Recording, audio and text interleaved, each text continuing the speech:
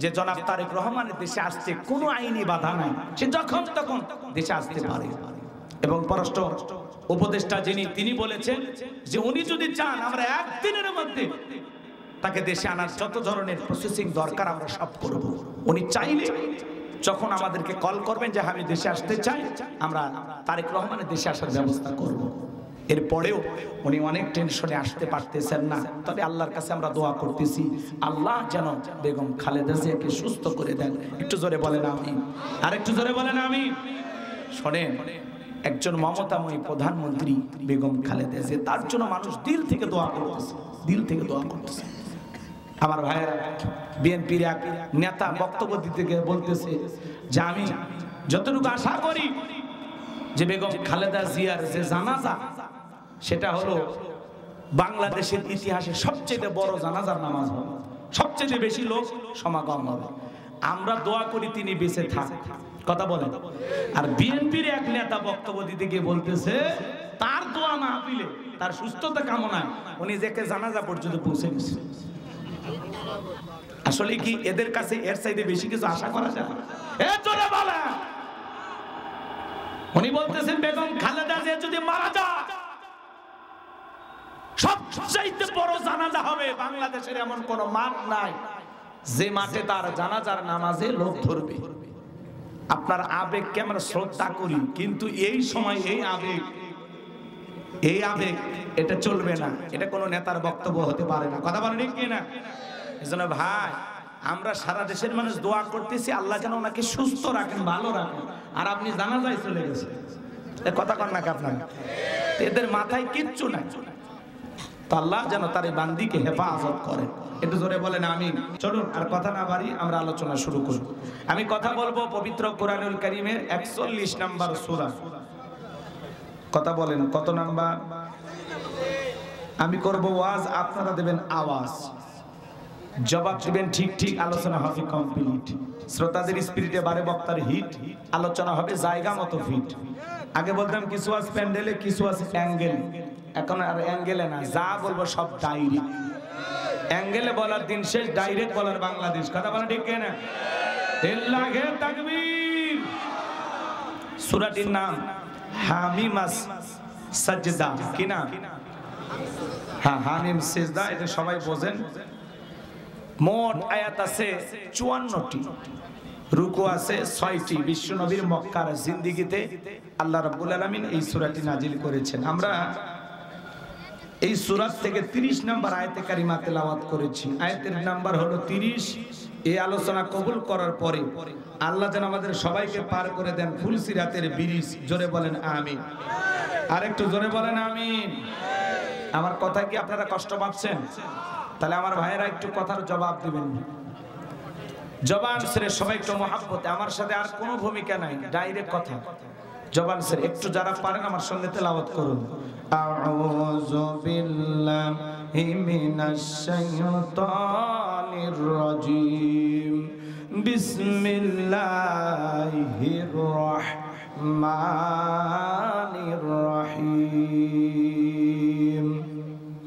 বিতাড়িত মোর্দার শয়তানের কাছ থেকে আল্লাহ পাকের কাছে আশ্রয় প্রার্থনা চাচ্ছি। পরম করুণাময় দয়ালু আল্লাহ তাআলার নামে শুরু করছি। আমরা যে কোনো কাজ শুরু করব কার নামে? আল্লাহর নামে কাজ শুরু করলে বরকত আছে না নাই? সম্মানিত ভাইরা আমার, যে কোনো কাজের শুরুতে আমাদের রব, আমাদের সৃষ্টিকর্তা আল্লাহকে আমরা স্মরণ করব। আল্লাহ তৌফিক দান করেন, জোরে বলেন আমিন। আমার আল্লাহ রাব্বুল আলামিন বলেন, ইন্নাল্লাযীনা ক্বালু রাব্বুনাল্লাহু সুম্মাস্তাকামু তাতানাজ্জালু আলাইহিমুল মালাইকাতু আল্লা তাখাফু ওয়া লা তাহজানু ওয়া আবশিরু বিল জান্নাহ জান্নাতিল্লাতী কুনতুম তুআদুন।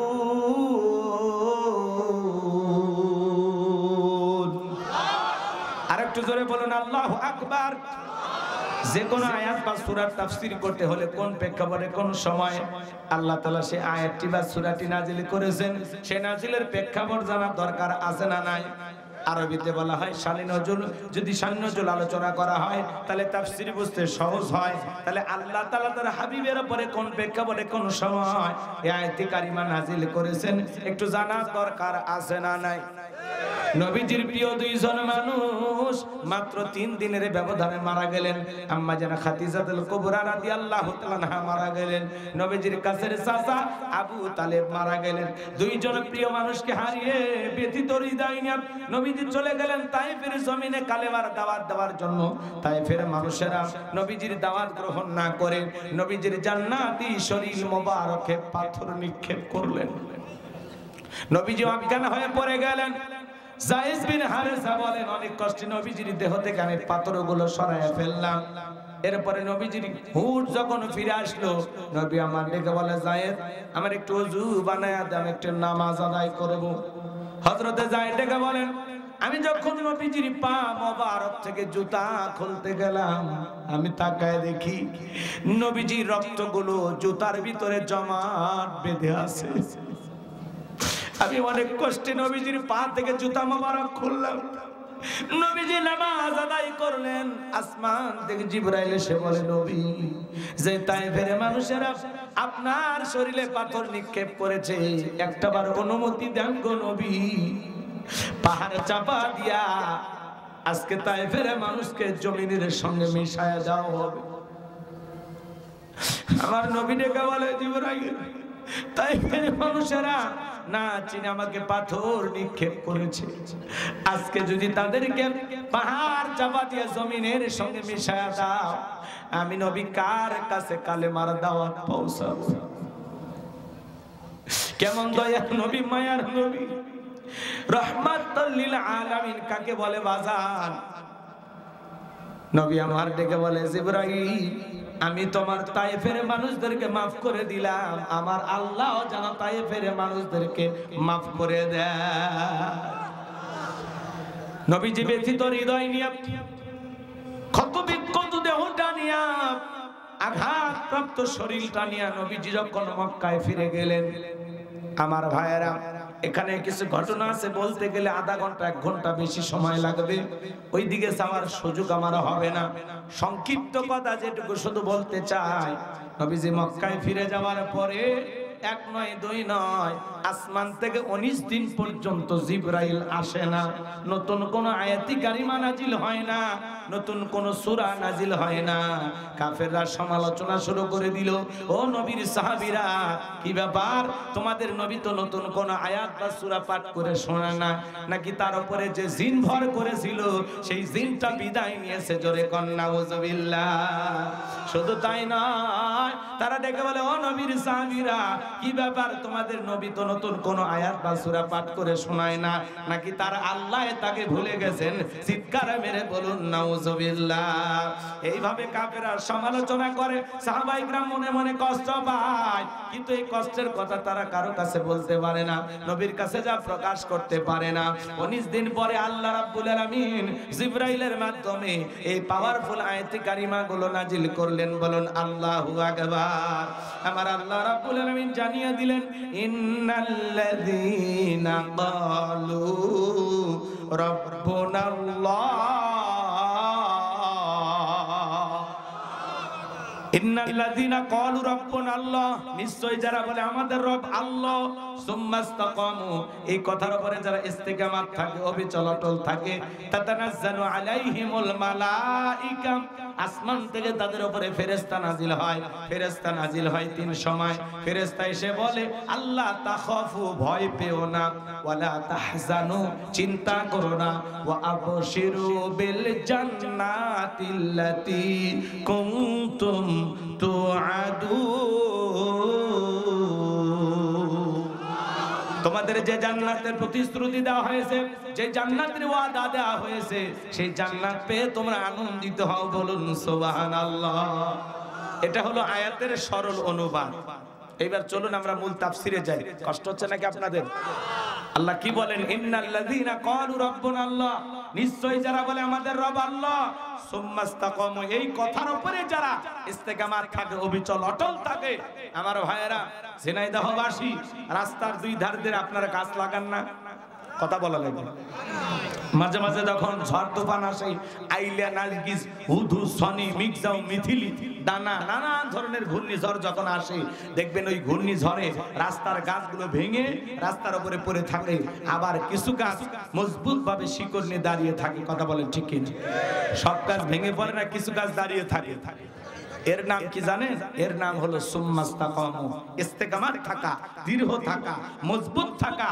আপনি যখন বলবেন আল্লাহ আমার রব আর আমি রবের গোলাম, আপনি পৃথিবীর জমিনে যখন রবের গোলাম হয়ে চলতে চাইবেন, যখন বলবেন আল্লাহ আমার রব, আল্লাহ রাব্বুল আলামিনকে যখন রব হিসাবে মানবেন, এই কথার উপরে ইস্তেকামাত থাকতে গেলে, এই কথার উপরে অবিচল অটল থাকতে গেলে, আপনার উপরে মামলা আসবে, হামলা আসবে, নির্যাতন আসবে, জেল জুলুম আসবে, হাজারো নির্যাতন জুলুম মুসলমান সহ্য করবে, মুসলমান হাসতে হাসতে ফাঁসির দড়িতে ঝুলবে, এরপরে পৃথিবীর কোন জালেম বেঈমানের কাছে মাথা নত করবে না, করবে না। কথা বলেন ঠিক কিনা?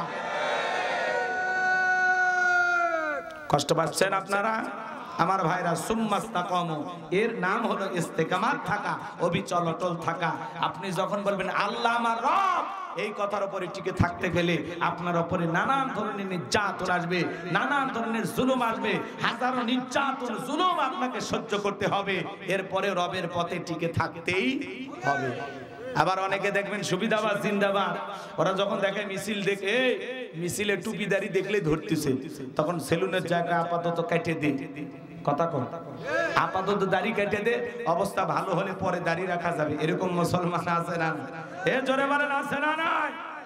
এরপরে টুপি পরে না, টুপি খুলে রাখে, সুবিধাবাদ জিন্দাবাদ আছে না? নাই? আপনি কি নিয়ে মনে করেছেন জান্নাত মামুর বাড়ির ডাল গেলে এক গাবু খাইতে দেবে? জান্নাতে যেতে হলে আপনাকে পরীক্ষা দিয়ে যাওয়া লাগবে। কথা বলেন ঠিক কিনা? এই জন্য আল্লাহ রাব্বুল আলামিন বলেন, আহাসিবান নাসু আইয়ুতরাকু আইয়াকুলু আমান্না ওয়া হুম লা ইফতানুন। আল্লাহ ডেকে বলেন, মানুষেরা কি মনে করেছে ঈমান এনেছি এ কথা বললেই তাদেরকে ছেড়ে দেওয়া হবে, তাদেরকে পরীক্ষা করা হবে না? এই পৃথিবীর জমিনে যত নবী রাসূল উম্মতের আগমন ঘটেছে, আল্লাহ সবাইকে পরীক্ষা নিয়েছেন।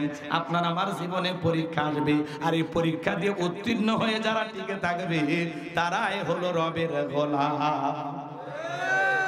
আপনি নিজেকে ঈমানদার দাবি করলে, মুমিন দাবি করলে, আপনার জীবনে পরীক্ষা আসবে। এ ভাই, কি হয়েছে? আপনারা কয়টা বাজে? ওটা ভাষা করলে কিন্তু আলোচনা হবে না। লিখেছেন তাফসীরুল কোরআন মাহফিল, আলোচনা তাফসীর ভিত্তিক হওয়ার দরকার আছে না? 12টা বাজলে তো উঠবেন, তাও একটা ভদ্রতা থাকে। 5-10 মিনিটে কি ওয়াজ শুনলেন আর কি বুঝলেন? পলাই যাও যাও, তাড়াতাড়ি যাও, দৌড়াও দৌড়াও। ওই সাইডে কেউ দাঁড়ায় আছে তোমার জন্য, যাও। যদি কেউ যাওয়ার ইচ্ছা থাকে ভাই, 20 সেকেন্ড সময় দিলাম, একটু আল্লাহর রাস্তায় চলে যান। কারণ ওঠা বসা করলে তখন আমার আলোচনাটার কষ্ট হয়। আপনার দিক তাকাইলে আমার রাগ লাগে, অতএব আপনি চলেই যান। 20 সেকেন্ড সময়, যারা যারা যাবেন একটু আস্তে করে ওঠেন। এত দূর থেকে কষ্ট করে আসলাম, যে ভাঙ্গা রাস্তা, কি কষ্ট করে আসলাম, আর আপনি আমাকে রেখে চলে যাচ্ছেন। কি বইয়ের কথা মনে হয়েছে? হ্যাঁ, কই যান আপনি? এই আধা ঘন্টার মহাব্বত নিয়ে আসছিলেন, হ্যাঁ, হুজুরের প্রতি আধা ঘন্টার ভালোবাসা। যে হুজুর তো ইউটিউবে দেখছি, একটু সরাসরি দেখলাম, এক নজর দেখা শেষ, এখন বাড়ির চাই। ইউটিউবে ইন্টারনেটে 10-15 মিনিট আধা ঘন্টার আলোচনা, আর এই সরাসরি 1.5-2 ঘন্টার কথা একই নাকি? বাস্তব শোনার একটা মজা আলাদা আছে না? এই মজা পাবেন, একটু অপেক্ষা করেন। যারা যুবক আসছে কি মনে করেন যুবকদের ওয়াজ হবে না? হবে তো। আলোচনা লাইন মতো নিয়ে যায়। যুবকদের জন্য স্পেশাল আলোচনা মাথার মেমোরিতে সেভ করা আছে, সময় মতো ডাউনলোড দিয়ে শোনায় দেবে। কথা কন, যুবকদেরকে আগে ঠিক করা লাগবে। অপেক্ষা করেন, লাফাচ্ছেন কেন? মহিলা মা বোন আসছে না? কথা কন, মা বোনদের জন্য একটু আলোচনা হওয়া দরকার আছে না নাই? বিশেষ করে যে সমস্ত মা বোনেরা আঁকা বাঁকা পথে চলে, স্বামী টাইমই দেয় না, সাপের মতো বেঁকা হয়ে চলতে চায়, আজকে ওয়াজের মাধ্যমে ওই সমস্ত মা বোনদেরকে সোজা করা হবে। অপেক্ষা করে, অপেক্ষা করে, লাফাই নাই। এটা কি মেশিন পাচ্ছেন যে সুইচ মারলে না চালু হয়ে গেল? ওয়াজ গোছায় নিতে হয়, চতুর্দিকে আগে আলি বেঁধে নেই, তারপরে শেষা শুরু করুন। কথা কি বুঝতে পারছেন? হ্যাঁ, বিড়াল ছোট না বড় ওইটা দেখার দরকার নাই, বিড়াল ইঁদুর ধরতে পারে কিনা ওইটা দেখতে হবে। কথা বলেন ঠিক কিনা? সমাজের অবস্থা করুন, বক্তার দরকার তরুণ, কথা বলে অপেক্ষা করেন, ধৈর্য নিয়ে বসে। কি 20 সেকেন্ড শেষ হয়েছে না? চলে যাও, পার্টি শেষ হয়নি, পাতান উড়ে যায়, খাঁটি ধান গুলো পরে থাকে। এই খাঁটি ধান গুলোকে আমরা আজকে স্বর্ণ বানাবো ইনশাআল্লাহ। আল্লাহ কবুল করেন, জোরে বলেন আমিন। আমার ভাইয়েরা, তাহলে দিল দিয়ে কথাগুলো বোঝার চেষ্টা করবেন। আমার আল্লাহ রাব্বুল আলামিন বলেন, ইন্নাল্লাযীনা ক্বালু রাব্বুনাল্লাহ। আমার আল্লাহ রেখে বলেন, নিশ্চয়ই যারা বলে আমাদের রব আল্লাহ, ও ঝিনাইদহের মুসলমানেরা ডান হাতটা তুলে আসমানের দিকে শাহাদাত আঙ্গুলি দ্বারা ইশারা করে চিৎকার মেরে বলেন, তোমাদের রব কে? আর একটু জোরে বলেন কে? আর একটু ভালোবেসে ডাক দেন আল্লাহ। আরো একবার ডাক দেন আল্লাহ, আল্লাহ। হাত নামান। এই যে আল্লাহ আল্লাহ বলে ডাক দিলাম, আমাদের আল্লাহ খুশি না বেজার? এই দুনিয়াতে যদি মাকে ডাক দেন মা মা, মা রাগান্বিত হয়ে বলে অত মেয়া মেয়া করিস কেন? বিয়ে দিলে 2 বাচ্চার বাবা হয়ে যাবি, তাও মেয়া মেয়া ছাড়লি না। যদি বাবাকে ডাক দেন বাবা, ও বাবা বাবা বাবা, বাবার রাগান্বিত হয়ে ডেকে বলে অত বাবা বাবা করিস কেন? বেশি বাবা বাবা শুনতে ভালো লাগে না, বেশি বাড়াবাড়ি করলে তুলে তোরে আছাড় মেরে ভুড়ি বাড়ি করবো। বেশি অতিরিক্ত মা মা বললে কি সুন্দর মধুর ডাক, তবু মায়ের শুনতে ভালো লাগে না, মেজাজ গরম হয়ে যায়। বাবাকে অতিরিক্ত বাবা বাবা বলে ডাক দিলে বাবাও রাগান্বিত হয়ে যায়। কিন্তু এমন এক সৃষ্টিকর্তা, এমন এক স্রষ্টা, এমন এক আল্লাহ পেয়েছি, কোটি কোটি বার ডাক দিলেও বিরক্ত হন না, যিনি তিনি কে? তাহলে বলেন তো আমাদের রব কে? রুহের জগতে আল্লাহ রাব্বুল আলামিন আপনাকে আমাকে প্রশ্ন করলেন, আলাস্তু বিরাব্বিকুম, আমি কি তোমাদের রব নই? আমরা সেদিন সবাই জবাব দিয়ে বলেছিলাম ক্বালু বালা, অবশ্যই আপনি আমাদের রব। এই পৃথিবীর জমিনে আসার পরে আল্লাহ রাব্বুল আলামিন সর্বপ্রথম যে ওহী নাজিল করলেন, ইকরা বিসমি রাব্বিকাল্লাযী খলাক, পড়ো তোমার রবের নামে যিনি তোমাদেরকে সৃষ্টি করেছেন। এই আয়াতের ভিতরে রব শব্দ আছে না নাই? সেই রবের জ্ঞান শিক্ষা দেওয়া হয় কোথায়? স্কুল কলেজ নাকি মাদ্রাসায়? দেখেন বাজান, কত ছেলে প্রাইমারি স্কুলে পড়াশোনা করে, স্কুল ছুটি হয়ে গেছে, রাস্তার মধ্যে সেন্টার টান দিয়া দাঁড়িয়ে থেকে পেশাব করতেছে। জিজ্ঞাসা করা হলো, বাবা কই পড়ো? কয় প্রাইমারিতে। কোন ক্লাস? কয় ক্লাস 3-তে। তো তোমাদের স্কুলে কি পেশাব করা আদব কায়দা শেখানো হয় না? বলতেছে হুজুর সেই কথা বলেন, প্রাইমারি পেশাবখানা যা দেখি তাই সারি তাই দাঁড়িয়ে থেকে পেশাব করতেছে। তার মানে যেমন দেখতেছে তেমন শিখতেছে। কথা বলেন। আর মাদ্রাসার দিকে তাকায় দেখেন ছোট ছোট বাচ্চারা কি সুন্দর বৈশা বৈশা পেশাব করে, ঢিলা কুলুপ ব্যবহার করে। উস্তাদ বলেছে বাবা দাঁড়িয়ে পেশাব করা হারাম, ছোট্ট বাচ্চা বৈশা বৈশা পেশাব করে, কি সুন্দর আদব কায়দা।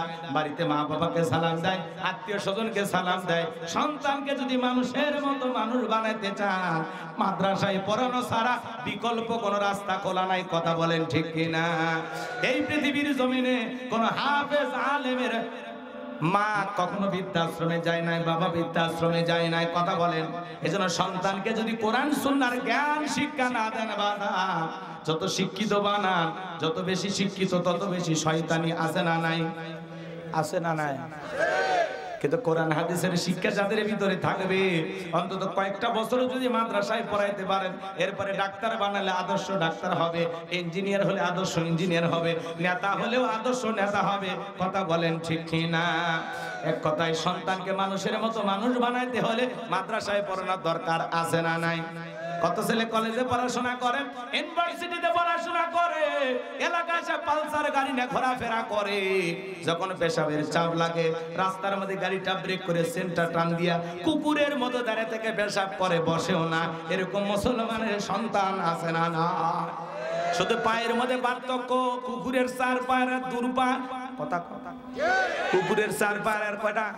2 পা। শুধু পায়ের মধ্যে পার্থক্য, স্বভাব একই।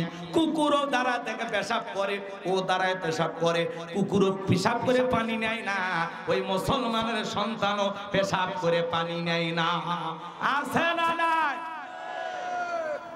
হাদিস শরীফের ভিতরে আসছে বাজান, যারা পেশাব থেকে পবিত্রতা অর্জন করে না, এই কারণে তাদের কবরের ভিতরে আযাব হবে, শাস্তি হবে, কবরে আযাব তাদেরকে ভোগ করা লাগবে। তাহলে বলেন তো, আপনার 30-40 বছর বয়স হয়ে গেল, আপনি কেমনে পেশাব করে এমনি উঠে যান কেমনে? অনেকে বলে হুজুর আমি আপনার বিশাল ভক্ত, একটা সেলফি তুলি। বলে ভক্ত পরে 2 রাকাত নামাজ আগে পড়ি, হুজুর আমার শরীর ঠিক নাই। আমি বলতেছি এই রোগ তো মা বোনদের হওয়ার কথা, কবে পুরুষের পার হয়ে গেল? ভাই হুজুর এই রোগ সে রোগ না, পেশাব করে পানি নেয়নি, শরীর ঠিক নাই। আছে না নাই? পুরুষ মানুষকে অজুহাত দিলে হয়। এজন্য বাজান পেশাব থেকে পবিত্রতা অর্জন করবেন। পেশাব থেকে পবিত্রতা অর্জন না করলে কবরের আযাব ভোগ করার জন্য আপনি রেডি থাকেন। কথা কয় না কেন? কষ্ট হচ্ছে আপনাদের? আমার ভাইরা গভীর মনোযোগ দিয়ে কথাগুলো শুনবেন। তাহলে সন্তানকে মানুষের মতো মানুষ বানাতে চাইলে মাদ্রাসায় পড়ানোর দরকার আছে না নাই? সন্তানদেরকে মাদ্রাসায় পড়াবেন, হাফিজের বাবা হবেন, আলেমের বাবা হবেন, জীবনটা ধন্য হয়ে যাবে। দুনিয়াতেও লাভ, পরকালেও লাভ। দুনিয়াতেও সম্মান পাবেন, আখিরাতেও সম্মানিত করবেন। তিনি কি? এ বাজান, এরপরে পবিত্র কোরআনুল কারীমের 1 নাম্বার সূরা, সূরাতুল ফাতিহার 1 নাম্বার আয়াত জবান ছেড়ে সবাই বলুন আলহামদুলিল্লাহি রাব্বিল আলামিন। সমস্ত প্রশংসা, যাবতীয় প্রশংসার একমাত্র মালিক তিনি। সৃষ্টিগুলোর রব, আমাদের প্রতিপালক, আমাদের আল্লাহ যিনি। আয়াতের ভিতরে রব শব্দ আছে না নাই? এরপরে আপনি আমি যখন নামাজের ভিতরে রুকুতে চলে গেলাম, কি তাসবিহ পাঠ করি? সুবহান রাব্বিয়াল আযীম, সুবহান রাব্বিয়াল আযীম। রব শব্দ আছে না নাই? এরপরে রুকু হতে দাঁড়ানোর সময় কি বলেন? সামিআল্লাহু লিমান হামিদা, রব্বানা লাকাল হামদ। রব শব্দ আছে না নাই?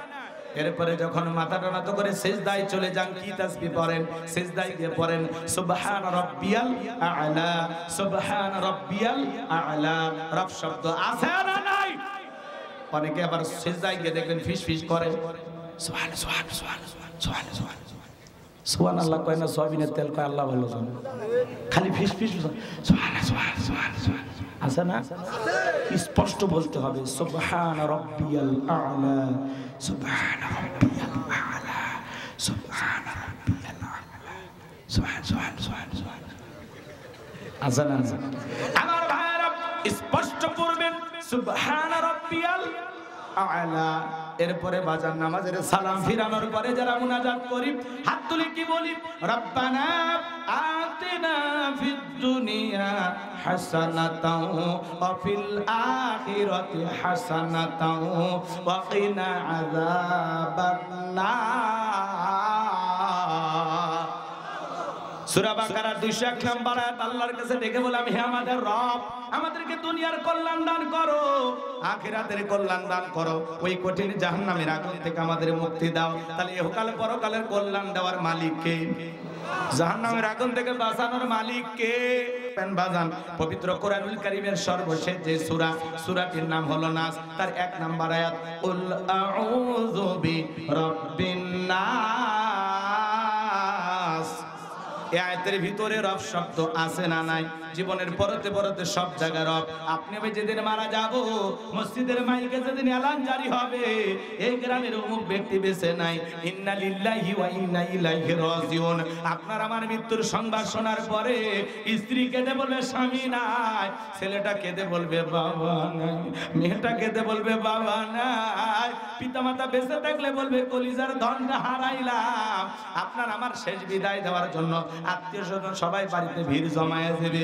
ওই মসজিদের খাটিয়াতে নিয়ে আইসা বড়ই পাতার গরম পানি দিয়ে গোসল করাইয়া, আতর সুরমা লাগায়া, চকলেটের মতো মরাইয়া, ওই মসজিদের পালকিতে তুইলা বাজান গো আমার 4 জন বরযাত্রী ধইরা 1 পা 2 পা করে কবরস্থানের দিকে নিয়ে যাবে। ওই কবরে 3 জন ব্যক্তি লাশটা রাখার জন্য নামবে। লাশটা কেবলামুখী করে একে একে সবাই কবর থেকে উঠে আসবে। ওই কবরের উপরে বাঁশের বিছানা বিছায় দেওয়া হবে। হবে, ছিদ্রগুলো বন্ধ হয়ে যাবে। যখন মাটি দিয়ে দেবে কবরটা হয়ে যাবে ঘোর অন্ধকার। একে একে সবাই যখন কবরে মাটি দিয়ে চলে আসবে, ছেলেটাও চলে আসবে, বন্ধু বান্ধব চলে আসবে, কেউ আপনার পাশে আর থাকবে না। কবরে থাকা ব্যক্তি বুঝতে পারবে, ওদের পায়ের আওয়াজ শুনে এই তো আমাকে রেখে বুঝে ওরা চলে যায়। চিৎকার মেরে ডেকে বলবে, একা রাখা যায়ও না, আমাকে একা রাখা যায়ও না। কবরে থাকা ব্যক্তির চিৎকার দুনিয়ার কেউ শুনতে পাবে না। আমার নবী বলেন যে কবরে চলে গেল তার চাইতে আর অসহায় কেউ নাই। আমার রাসূল বলেন, ক্বালা রাসূলুল্লাহি সাল্লাল্লাহু আলাইহি ওয়াসাল্লাম, ইন্নামাল কুবুরু রাউযাতুম মিন রিয়াদিল জান্নাহ আও হুফরাতুম মিন হুফারিন নার, রাওয়াহু তিরমিজি। আমার নবীজি ডেকে বলেন, যে ব্যক্তির আমল ভালো, মৃত্যুর সঙ্গে সঙ্গে আল্লাহ রাব্বুল আলামিন তার কবরটাকে জান্নাতের বাগান বানায় দিবেন। আর যাদের মৃত্যু খারাপ, যাদের আমল খারাপ, আও হুফরাতুম মিন হুফারিন নার, তাদের কবরটা হয়ে যাবে জাহান্নামের আগুনের গর্ত। একবার যদি কারো কবর জাহান্নামের আগুনের গর্ত হয়ে যায়, তার কিন্তু বাঁচার কোনো উপায় নেই। এ বাঁচার গো আমার নবীজি এক জায়গায় বসা, জিবরাইল আসলেন আর ডেকে বলে, নবী এই মুহূর্তে একটা আওয়াজ হইলে আপনি কি শুনতে পাইছেন? আমার নবী বলে, হ্যাঁ আমি শুনতে পাইলাম। জিবরাইল বলে, নবী আজ থেকে 70 বছর আগে আল্লাহ জাহান্নামের গর্তের মুখে একটা পাথর ছেড়ে দিয়েছে, এই মাত্র জাহান্নামের তলদেশে গিয়ে পাথরটা পৌঁছাইলো। চিন্তা করেন বাজার, একটা পাথর ছেড়ে দিলে 70 বছর যদি সময় লাগে নিচে পড়তে, আল্লাহ না করুক, আল্লাহ না করুক, আপনার আমার গুনাহের কারণে আসমান জমিনের মালিক আল্লাহ বেজার হইয়া একবার যদি জাহান্নামের আগুনের গর্তে ফেলে দেয়, আপনার আমার কিন্তু বাঁচার কোনো উপায় নাই। ওই জাহান্নামের আগুন একবার যদি কারো দেহে লেগে যায়, মনে হয় কলিজাটা পুরো ছাই হয়ে যাবে বাজার। ইন্নাহা সাআত মুস্তাকার ওয়া মুকামা, নিশ্চয় আবাসস্থল হিসাবে, বসতির জায়গা হিসাবে ওই জাহান্নাম কত না নিকৃষ্টতম একটা স্থান। জাহান্নাম সুখের জায়গা না, ওইটা হলো যন্ত্রণার কারখানা। আল্লাহ আমাদের সবাইকে জাহান্নামের আগুন থেকে মুক্তি দান করে বলেন আমিন। নবীর প্রিয় সাহাবী, জান্নাতের সার্টিফিকেট প্রাপ্ত সাহাবী হযরত ওসমান কবর দেখে অজরে চোখের পানি ছেড়ে দিয়া কান্না করেন। সবাই ডেকে বলে, ভাই ওসমান আপনি কেন কবর দেখে কান্না করেন? হযরত ওসমান ডেকে বলে, এই কবর হলো প্রত্যেকটা মানুষের প্রথম ঘাঁটি, প্রথম স্টেশন, প্রথম মঞ্জিল। এই কবরে 3টা প্রশ্ন করা হবে, যে সঠিক উত্তর দিতে পারবে তার মিজান ফুলসিরাতে কোনো টেনশন নাই, কিন্তু যে উত্তর দিতে পারবে না তার বাঁচার কিন্তু কোনো উপায় নাই। ওই কবরের ভিতরে 1 নাম্বার প্রশ্ন করা হবে, মার রব্বুকা, তোমার রব কে? কবরের ভিতরে রব সম্পর্কে প্রশ্ন আছে না নাই? রূহের জগতে আল্লাহ প্রশ্ন করেছিলেন, উত্তর দিয়ে আসছেন। এইবার দুনিয়ার জীবনে পড়াতে পড়াতে সব জায়গায় রব, আমরা যেন রবকে ভুলে না যায়। কবরে ঢোকা মাত্রই আল্লাহ তাআলার ফেরেশতারা সর্বপ্রথম আপনাকে আমাকে প্রশ্ন করবেন, মার রব্বুকা, তোমার রব কে? তোমার রব কে? দুনিয়াতে কার গোলামি করছো? যারা দুনিয়াতে রবের সাথে সম্পর্ক ভালো ছিল, এই দুনিয়াতে যারা রবের গোলামি করেছে, আল্লাহর বিধান মোতাবেক চলেছে, যারা হলো মুত্তাকি মুমিন খাঁটি মুসলমান, এই পৃথিবীর জমিনে যারা এক আল্লাহর ইবাদত করেছে, কথা কি বুঝতে পারতেছেন? যারা এই দুনিয়ার জমিনে রবের গোলাম ছিল। আমরা কার গোলাম? আচ্ছা, আমরা যে আল্লাহর চাকর, কৃতদাস, গোলাম বলতে কি কষ্ট হয়? লজ্জা লাগে? এটা কি গর্বের বিষয় না? কথা কন না কেন? আমরা আল্লাহর গোলাম, এই পৃথিবীতে আসছি আমরা আল্লাহর গোলামি করার জন্য। ওয়ামা খালাকতুল জিন্না ওয়াল ইনসা ইল্লা লিয়াবুদুন, আমি মানব জাতি আর জিন জাতিকে সৃষ্টি করেছি শুধুমাত্র কেবলমাত্র আমি আল্লাহর দাসত্ব আর গোলামি করার জন্য। এই পৃথিবীতে আল্লাহ তাআলা আপনাকে আমাকে পাঠিয়েছেন তার গোলামি করার জন্য। আল্লাহ তাআলা এই দুনিয়াতে খলিফা হিসাবে, প্রতিনিধি হিসাবে পাঠিয়েছেন, যাতে এই পৃথিবীর জমিনে আল্লাহর রাজ কায়েম করতে পারি। কথা বলে ঠিক কি না? এই দুনিয়াতে আমরা সবাই রবের গোলাম, এটা আমাদের বড় পরিচয়। এই দুনিয়াতে যারা রবের গোলামি করেছে তাদেরকে যখন কবরে প্রশ্ন করা হবে, মার রব্বুকা, ওই মুমিন মুত্তাকি নেককার বান্দা জবাব দিয়ে বলবে, রব্বি আল্লাহ, রব্বি আল্লাহ, আমার রব আমার আল্লাহ, আল্লাহু আকবার। কিন্তু যারা নাফরমান, গুনাহগার, আল্লাহর অবাধ্য গোলাম, যারা বলেছে খাও দাও ফুর্তি করো, দুনিয়াটা মস্ত বড়, দুনিয়ার রং তামাশায় যারা ডুবেছিল, শয়তানের ওয়াসওয়াসায় পড়ে যারা ভুল পথে পরিচালিত হয়েছিল, যারা মিসগাইড হয়েছিল, হয়েছিল তাদেরকে যখন প্রশ্ন করা হবে মার রব্বুকা, তারা তখন জবাব দিতে পারবে না, ফেল ফেল করে তাকিয়ে দেখবে। এই দুনিয়ার রং তামাশায় ব্যস্ত হয়ে আসরে যুবক, কবর কিন্তু জায়গা ভালো না। এই কবর বড় কঠিন জায়গা। আপনাকে আমাকে সবাইকে কবরে যাওয়া লাগবে বাজা। এই পৃথিবী থাকার জায়গা না, এই দুনিয়াতে কেউ রবে না, সবাইকে কিন্তু কবরে যাওয়া লাগবে, কিন্তু কবর জায়গা ভালো না। কথা বলে 6 দিন পরে নখ কষে যাবে, 9 দিন পরে চুল। কবর গাগির সামান নিতে কইর না কেউ ভুল। কবর জায়গা ভালো নয়, কবর জায়গা ভালো নয়, কবর জায়গা ভালো নয়। আমল দিয়ে কবর গৃহ সাজিয়ে নিতে হয়। 17 দিনে পেট পেটে শেষ পোকার খাদ্য হবে, 60 দিন পরে গোশ থাকবে না, কঙ্কাল পরে রবে। পেটটা ফেটে যাবে, পোকাগুলো কিলবিল করে নাক মুখ কান দিয়ে প্রবেশ করবে। দেখেন সুন্দর চুলগুলো পড়ে যাবে, গোস্তগুলো খসে খসে পড়বে। কি বিচ্ছিরি দুর্গন্ধ বের হবে, মানুষ নাকে কাপড় দিয়ে কবরের পাশ দিয়ে হেঁটে যাবে। কত দামি মেডিসিন শরীরে ব্যবহার করলাম, আমার দেহটা মাটিতে পচে যাবে। আবার কত মানুষ দেখি শত শত বছর পরেও লাশটা যেমন তেমনই থাকে। কত ঘুঘু মুন্সি কুড়িগ্রামে বের হইল, শত বছর পরেও লাশটা পচে নাই, কাপড়ের কাপড় পর্যন্ত নষ্ট হয় নাই। আমলের মেডিসিন নিয়ে কবরে ঘুমাইতে হবে বাজার, নেক আমল করে কবরে যেতে হবে। কথা বলে না হলে কবরের চাইতে বড় ফিতনা কিছু নাই। আমার নবী বলেন দাজ্জালের ফিতনার চাইতেও কবরের ফিতনা মারাত্মক মারাত্মক মারাত্মক। দাজ্জালের কঠিন ফিতনার চাইতেও কবরের ফিতনা আরো বেশি। আল্লাহ আল্লাহ আমাদের কবরের সলজবকে সহজ করে দিও। আল্লাহ আমাদের কবর থেকে জান্নাত পর্যন্ত রাস্তা তৈরি করে দিও। আল্লাহ যতদূর চোখ যায় ততদূর পর্যন্ত কবরকে প্রশস্ত বানায় দিও। জান্নাতি ফুল দিয়া কবরটা ডেকোরেশন করে দিও। এটা ছিল বলেন আমিন। 17 দিনে পেট পেটে শেষ পোকার খাদ্য হবে, 7 দিন পরে গোশ থাকবে না, কঙ্কাল পরে রবে। 90 দিনে হাড়ে গুলি সব, 90 দিনে হাড়ে গুলি সব আলাদা হয়ে রয়। কবর জায়গা ভালো নয়, কবর জায়গা ভালো নয়। আমল দিয়ে কবর গৃহ সাজায়া নিতে হয়। আখিরাতের প্রথম ধাপ হলো কবর। পরকাল জীবনের সূচনা হলো কবর। পরকাল জীবনের প্রথম প্রথম প্রথম কবর। যুবক, একা একা একা রুমে তুমি থাকতে পারো না। তুমি দুনিয়াতে 31st নাইট পালন করার জন্য পাগল, হ্যাপি নিউ ইয়ার পালন করার জন্য পাগল, 14ই ফেব্রুয়ারি পালন করার জন্য তুমি পাগল। এই দুনিয়াতে কত আনুষ্ঠানিকতা, কত উদযাপন, কত দিন কত রাত উদযাপন করলাম। একটা পাঠ চিন্তা করো, কবরের প্রথম রাতটা কিভাবে কাটবে, কিভাবে আমার কবরের প্রথম রাতটা কাটবে, কি হবে আমার কবরে। না থাকবে বন্ধু, না থাকবে সাথী, না থাকবে বাতি, নাই জানালা নাই দরজা, এই ছোট্ট মাটির ঘরে আমার সাথে কি করা হবে, একটু কি চিন্তা করার দরকার নাই? হে যুবক, দুনিয়া রং তামাশায় গুনাহের সাগরে হাবুডুবু খাইতেছো। দুনিয়া রঙিন মনে হইতেছে, যা চাইতেছো তাই পাইতেছো, মনে করতেছো খাও দাও ফুর্তি করো। দুনিয়াটা মস্ত বড়, দুনিয়ার রং তামাশায় ব্যস্ত হয়ে আসো। যুবক, এখনো সময় আছে, ফিরে আসো রবের দিকে।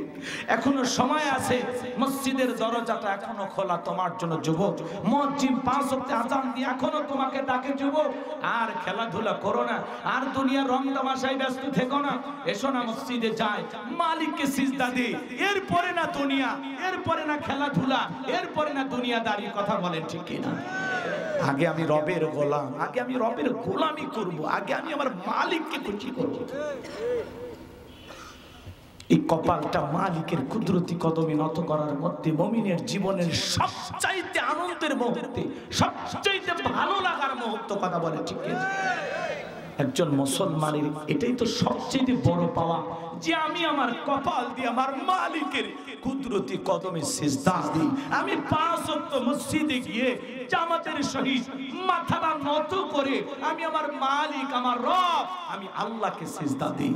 এটা তো মুমিন জীবনের সবচেয়ে বড় পাওয়া, যে আমি আমার এই কপালটা দিয়ে আমার মালিককে সিজদা দিই। এটা তো আমার আনন্দের বিষয়, তৃপ্তির বিষয়, ভালো লাগার বিষয়। আমি আমার মালিকের গোলামি করি, আমি সিজদায় গিয়ে মাথাটা নত করে বলি, ও মালিক ভুল করেছি, ও মালিক আমি তওবা করি, ও মালিক ফিরে আসছি তো তোমার কুদরতি কদমে। এই যে মাথাটা নত করলাম, যতক্ষণ না গুনাহ মাফ না করছো ততক্ষণ মাথা তুলবো না, যতক্ষণ আমার অপরাধ ক্ষমা করছো ততক্ষণ পর্যন্ত আমি মসজিদ থেকে বের হব না, সিজদা থেকে মাথা উঠাবো না। কই জীবনে কি এরকম দুই একটা সিজদা দিয়েছেন?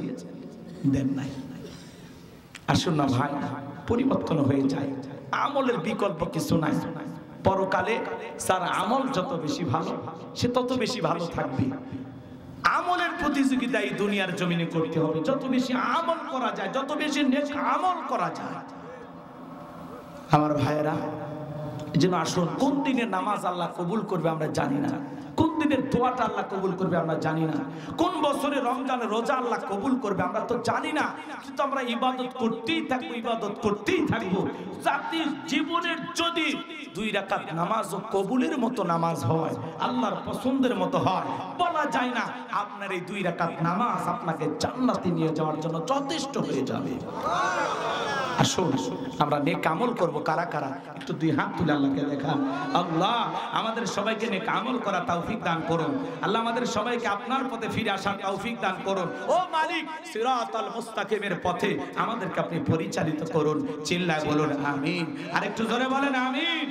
হাত নামান। আমার দরদের ভাইয়েরা, সবাইকে পৃথিবী ছেড়ে যেতে হবে।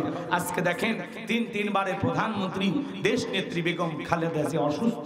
সারা দেশের মানুষ দলমত নির্বিশেষে তার জন্য দোয়া করতেছে। মসজিদ থেকে দোয়া হচ্ছে, মাদ্রাসা থেকে দোয়া হচ্ছে, বিভিন্ন দলের নেতা কর্মীরা দোয়া করতেছেন। তিনি শুধু এমন একজন প্রধানমন্ত্রী বেগম খালেদা জিয়া, আপসহীন নেত্রী যাকে বলা হয়, যেই নেত্রী এই বাংলাদেশে পর 3 বার ক্ষমতা এসেছেন, একটি বারের জন্য ইসলামের বিরুদ্ধে একটি আইন এই দেশে পাশ করেনি। কথা বলেন ঠিক কিনা? ইসলামের বিরুদ্ধে কোনো কাজ করেন নাই, কখনো আলেমদেরকে নির্যাতন করেন নাই। বরাবর তিনি ছিলেন ইসলাম প্রিয়, আলেম প্রিয়। ওনার বাড়িতে ডিউটি করা একজন প্রশাসনের দায়িত্বশীল ভাই বলেছেন যে আমি দেখেছি ম্যাডাম নিয়মিত 5 ওয়াক্ত সালাত আদায় করতেন। আল্লাহু আকবার। সেই দেশনেত্রী বেগম খালেদা জিয়া মমস্য অবস্থায় হাসপাতালে ভর্তি, আইসিইউতে ভর্তি হয়ে আছে।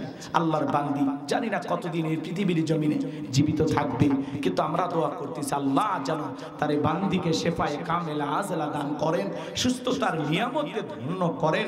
আল্লাহ যেন তার হায়াতটাকে লম্বা করেন। চিল্লায় বলেন আমিন। এদেশের কল্যাণে যত ভালো কাজ করেছেন আল্লাহর এই বান্দি, আল্লাহ যেন সেই ভালো কাজের ওসিলায় তাকে মাফ করে দেন। একটু চিল্লায় বলেন আমিন। আল্লামা সাইদি হুজুরকে মহাব্বত করে বলতেন, হুজুর আমি শহীদ জিয়ার স্ত্রী, আপনি নিশ্চিত থাকতে পারেন আমি বেগম খালেদা জিয়া জীবিত থাকা অবস্থায় এই দেশে ইসলামের বিরুদ্ধে কোনো কিছু করতে দেব না।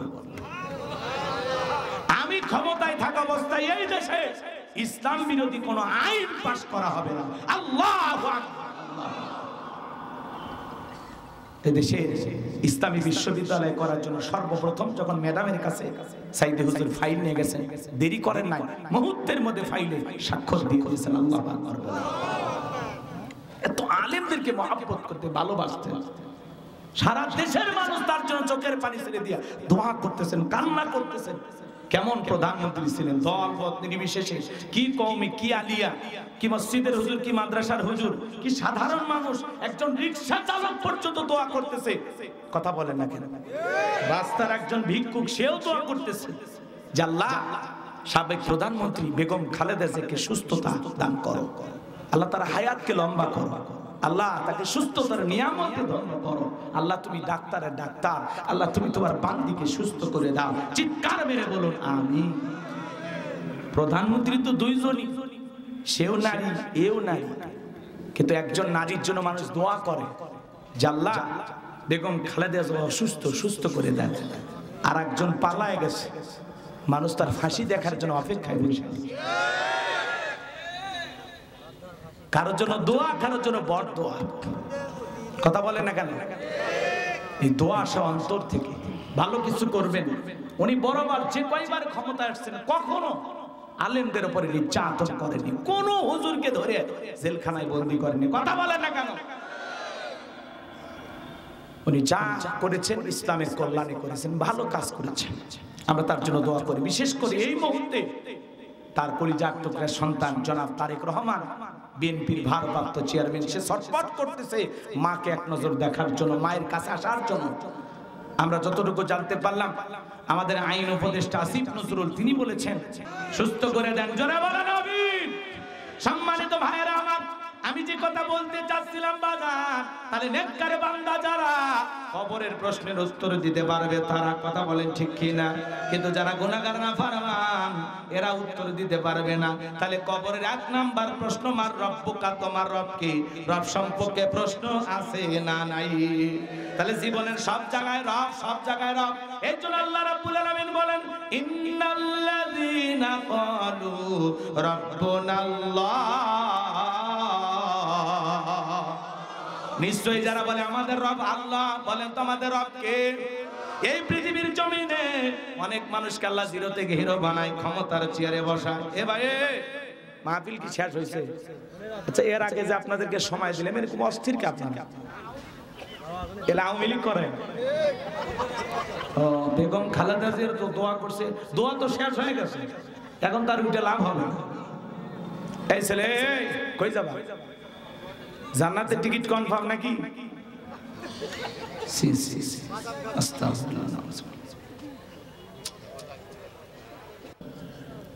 আমি বুঝতে পারছি কষ্ট হচ্ছে আপনাদের, যত দ্রুত পারি শেষ করি। দোয়া করি নাকি বল? শুনবেন কিছু সময় কবরের আওয়াজ শুনে ওঠেন। একটা দেশের প্রধানমন্ত্রীর জন্য দোয়া করলে উঠতেছে, তাহলে আপনারা কি রাগ করতেছেন যে হুজুর কেন দোয়া করলেন এরকম ভাবতেছেন? আচ্ছা, এটা আপনাদের কাছে ভালো না লাগলে আমাদের কাছে ভালো লাগে, কারণ উনি আলেমদেরকে মহব্বত করতেন। এই জায়গা থেকে আমরা তার জন্য অন্তর থেকে দোয়া করছি। কথা ক্লিয়ার? কথা বোঝেন না কেন? এই জন্য দোয়া করছি। এখন আমি আপনাদের উদ্দেশ্যে কিছু কথা বলতে চাই, যদি আপনাদের অনুমতি পাই। বলবো? এই পৃথিবীর জমিনে অনেক মানুষকে আল্লাহ ক্ষমতা দান করছেন, জিরো থেকে হিরো বানাইছেন। কথা কি বুঝাইতে পারলাম? জিরো থেকে হিরো বানাইছে, চাওয়ালা থেকে প্রধানমন্ত্রী বানাই কি? নিঃস্ব অসহায় পৃথিবীতে কেউ বেঁচে নাই, সেই মানুষটাকে প্রধানমন্ত্রী বানাই কি? আল্লাহ। কিন্তু সেই মানুষগুলোই ক্ষমতার দাম্ভিকতায়, অহংকারে নিজেকে এমন এক জায়গায় নিয়ে যায় মনে হয় পৃথিবীতে তার চাইতে বড় আর কেউ নাই। এই পৃথিবীর জমিনে একজনকে আল্লাহ জিরো থেকে হিরো বানাইছিল, এর নাম ছিল কাবুস, বলখিয়া বলা হতো। কিপ্তিদের তরফ থেকে নাম ছিল রামশিস। মিশরের বাদশা হওয়ার পর উপাধি নাম হলো ফেরাউন। এ ছিল একটা ভবঘুরের যুবক, এলাকায় কোনো কাজ কর্ম নাই। ভবঘুরের যুবক মানে বোঝেন না? কিছু ছেলে পেলে দেখবেন এলাকায় কোনো কাজ কাম নাই, গাছক ধাক্কা মেরে কই ভাইজান সাইড দেন, আছে না? মদ গাঁজা ইয়াবা ফেন্সিডিল খায়া বাড়ির যায়, দরজায় নক করে, স্ত্রী দরজা খুলে দিছে। সেলিমের বাপ, তুমি ঢোলো কেন? কয় মা তুই বুঝবো না, আজ একটু বেশি পরিমাণে মাল খাসি। এরকম নেশাগ্রস্ত মানুষ আছে না নাই? কিছু কিছু ছেলে পেলে দেখেন না, সন্ধ্যা হলে ঘরের দরজা বন্ধ করে জিকির করে ইকিয়াবা ইকিয়াবা ইকিয়াবা। মা বাবা চিন্তা করে, বাবা এটা কিসের ট্যাবলেট? জ্বর সর্দি গলা ব্যথা, কি খাবি বল? তখন বলতেছে কিচ্ছু বোঝার দরকার নাই, টাকা দেন হলে তোর মাথা ভাঙা হবে। পিতা মাতা তখন বাধ্য হয়ে টাকা দেয়। এই সন্তানেরা ওই টাকা পাইয়া ইয়াবা ফেন্সিডিল গাঁজা মদ কিনা খায়। হে ঝিনাইদহের যুবকেরা, যারা ইয়াবা ফেন্সিডিল গাঁজা মদ কিনা খায়, সমাজের মানুষ তাদেরকে কি সম্মান করে? কি বলে? টোকা, নেশা। কথা বলে যে নেশা করে সে ভালো স্বামী হতে পারে না, ভালো বাবা হতে পারে না, সমাজের ভালো মানুষ হতে পারে না। এই জন্য যুবক, এই আজে বাজে ইয়াবা ফেন্সিডিল গাঁজা মদ না খাইয়া ওই টাকা জমাইয়া যদি 12 মাসে 12টা 3 পিস নিজের স্ত্রীকে কিনে দিতে পারো, জীবনে কিছু না পাও অন্তত 12টা বাসরাত পাইবা। কথা কোন ঠিক কি না? এজন্য এগুলো খাওয়া যাবে না। যারা মনে রাখবেন, যারা দুনিয়াতে মদ পান করবে, শরাব পান করবে, এদের জন্য জান্নাত হারাম। কথা বলেন ঠিক কি না? এজন্য যুবক, মদ পান করা যাবে না। যেই মুখে মা সেই মুখে মাদক তোলা যাবে না। কথা বলেন ঠিক কি না? আল্লাহ যুব সমাজকে হেদায়েত দান করেন। চিল্লা বলেন আমিন। আমার ভাইয়েরা, এই ফেরাউন ছিল ভবঘুরে যুবক, এলাকায় কোনো কাজকর্ম পাইল না। বাল্যকালের মধ্যে হামানকে নিয়ে মিশরে চলে গেল। মিশরে যাওয়ার পরে সর্বপ্রথম হলো তরমুজের ক্ষেতের লেবার। কিছুদিন লেবারি পড়ার পরে মিশরের সরকারি গোরস্থানে দারোয়ান লাগবে, ইন্টারভিউ চলতেছে। হাজার হাজার মানুষ লাইনের মধ্যে দাঁড়ায় গেছে। ওই কাবুজ নামের ফেরাউন লাইনের মধ্যে দাঁড়ায় গেছে বাজান। এইবার যখন একে একে ইন্টারভিউ দিতে ফেরাউনের পালা, এইবার ফেরাউন ডেকে বলে, বাদশা বুকবার আসানে বিন্দেশ থেকে আপনার কাছে এসেছি, আপনি যদি আমার চাকরিটা দেন সারা জীবন আপনার প্রতি কৃতজ্ঞ থাকবো, কোনোদিন আপনার কথা ভুলে যাব না। আর আমি যতটুকু জানি মিশরের সবচাইতে আপনি হলেন ভালো মানুষ, আপনার চাইতে ভালো কেউ মিশরে নাই। কথা আছে দুষ্ট লোকের মিষ্টি কথা, এমন ভাবে কথাগুলো উপস্থাপন করলেন। বাদশার মায়া লেগে গেল। বাদশা তখন ডেকে বলেন, শোনো, ইন্টারভিউ বন্ধ করো। এই কাবুজ নামের ফিরাউনকে মিশরের সরকারি গোরস্থানে দারোয়ানের চাকরিটা দেওয়া হলো। এবার চাকরি পাইছে ঠিকই, মনে মনে ভাবতেছে বাদশা প্রতি মাসে বেতন দিবে, ঠিক আছে, কিন্তু এই বেতনে চলবে না, আমার একটু সাইড ইনকাম করা দরকার।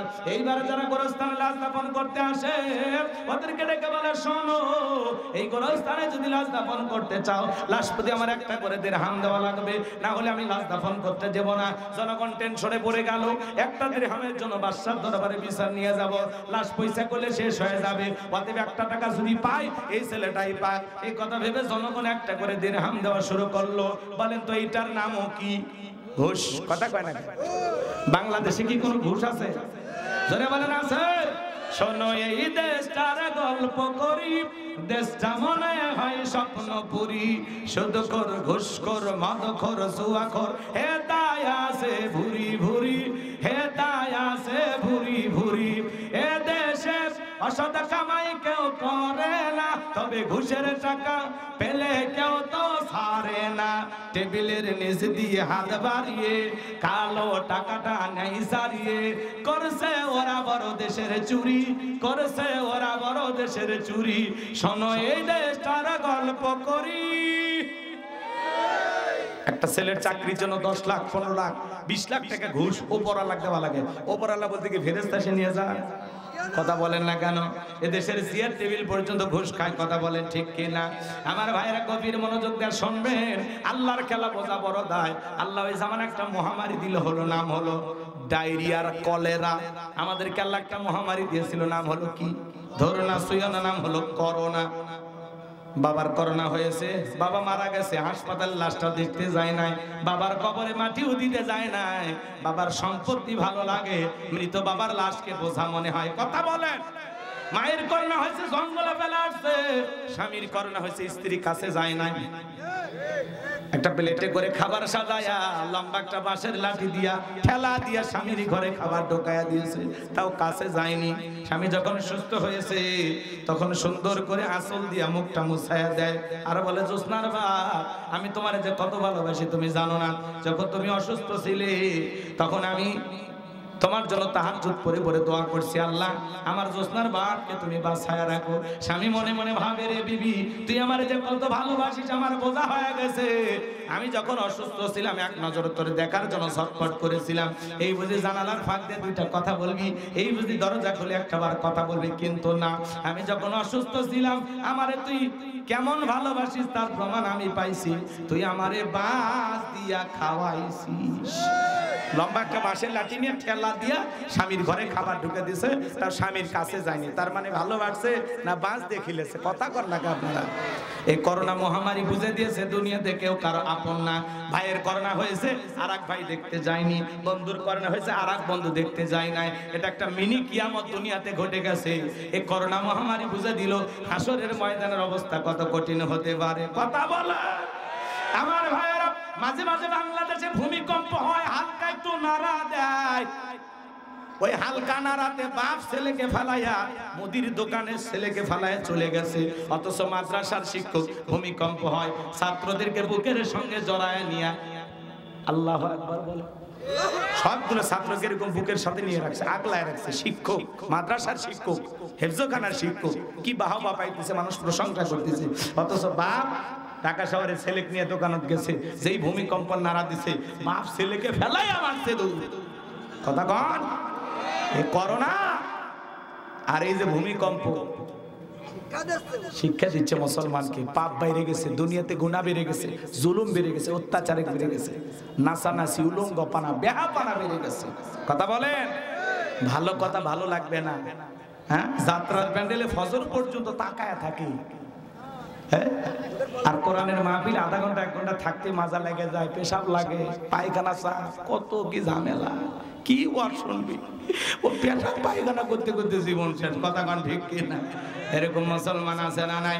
আমার ভাইয়েরা মন খারাপ করবেন না, কষ্ট মনের মধ্যে নেবেন না। বাজান যে কথা বলতে চায়, ওই মহামারীতে হাজার হাজার মানুষ মারা গেল, আর গোরস্থানে দাফন হলো, আর ফিরাউনের পকেটে টাকা ঢুকলো।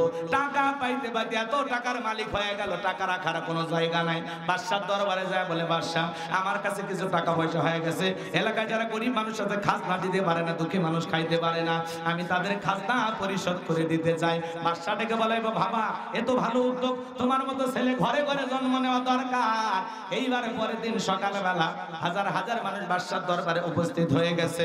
ওই গোরস্থানের দারোয়ান কাবুস নামের ফেরাউন সমস্ত মানুষের খাজনাগুলো পরিশোধ করে দিল, দুঃখী মানুষের উপকার করলো।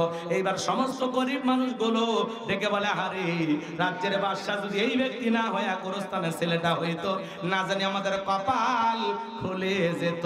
নির্বাচনের আগে একটু জনসেবামূলক কাজ করা দরকার আছে না নাই?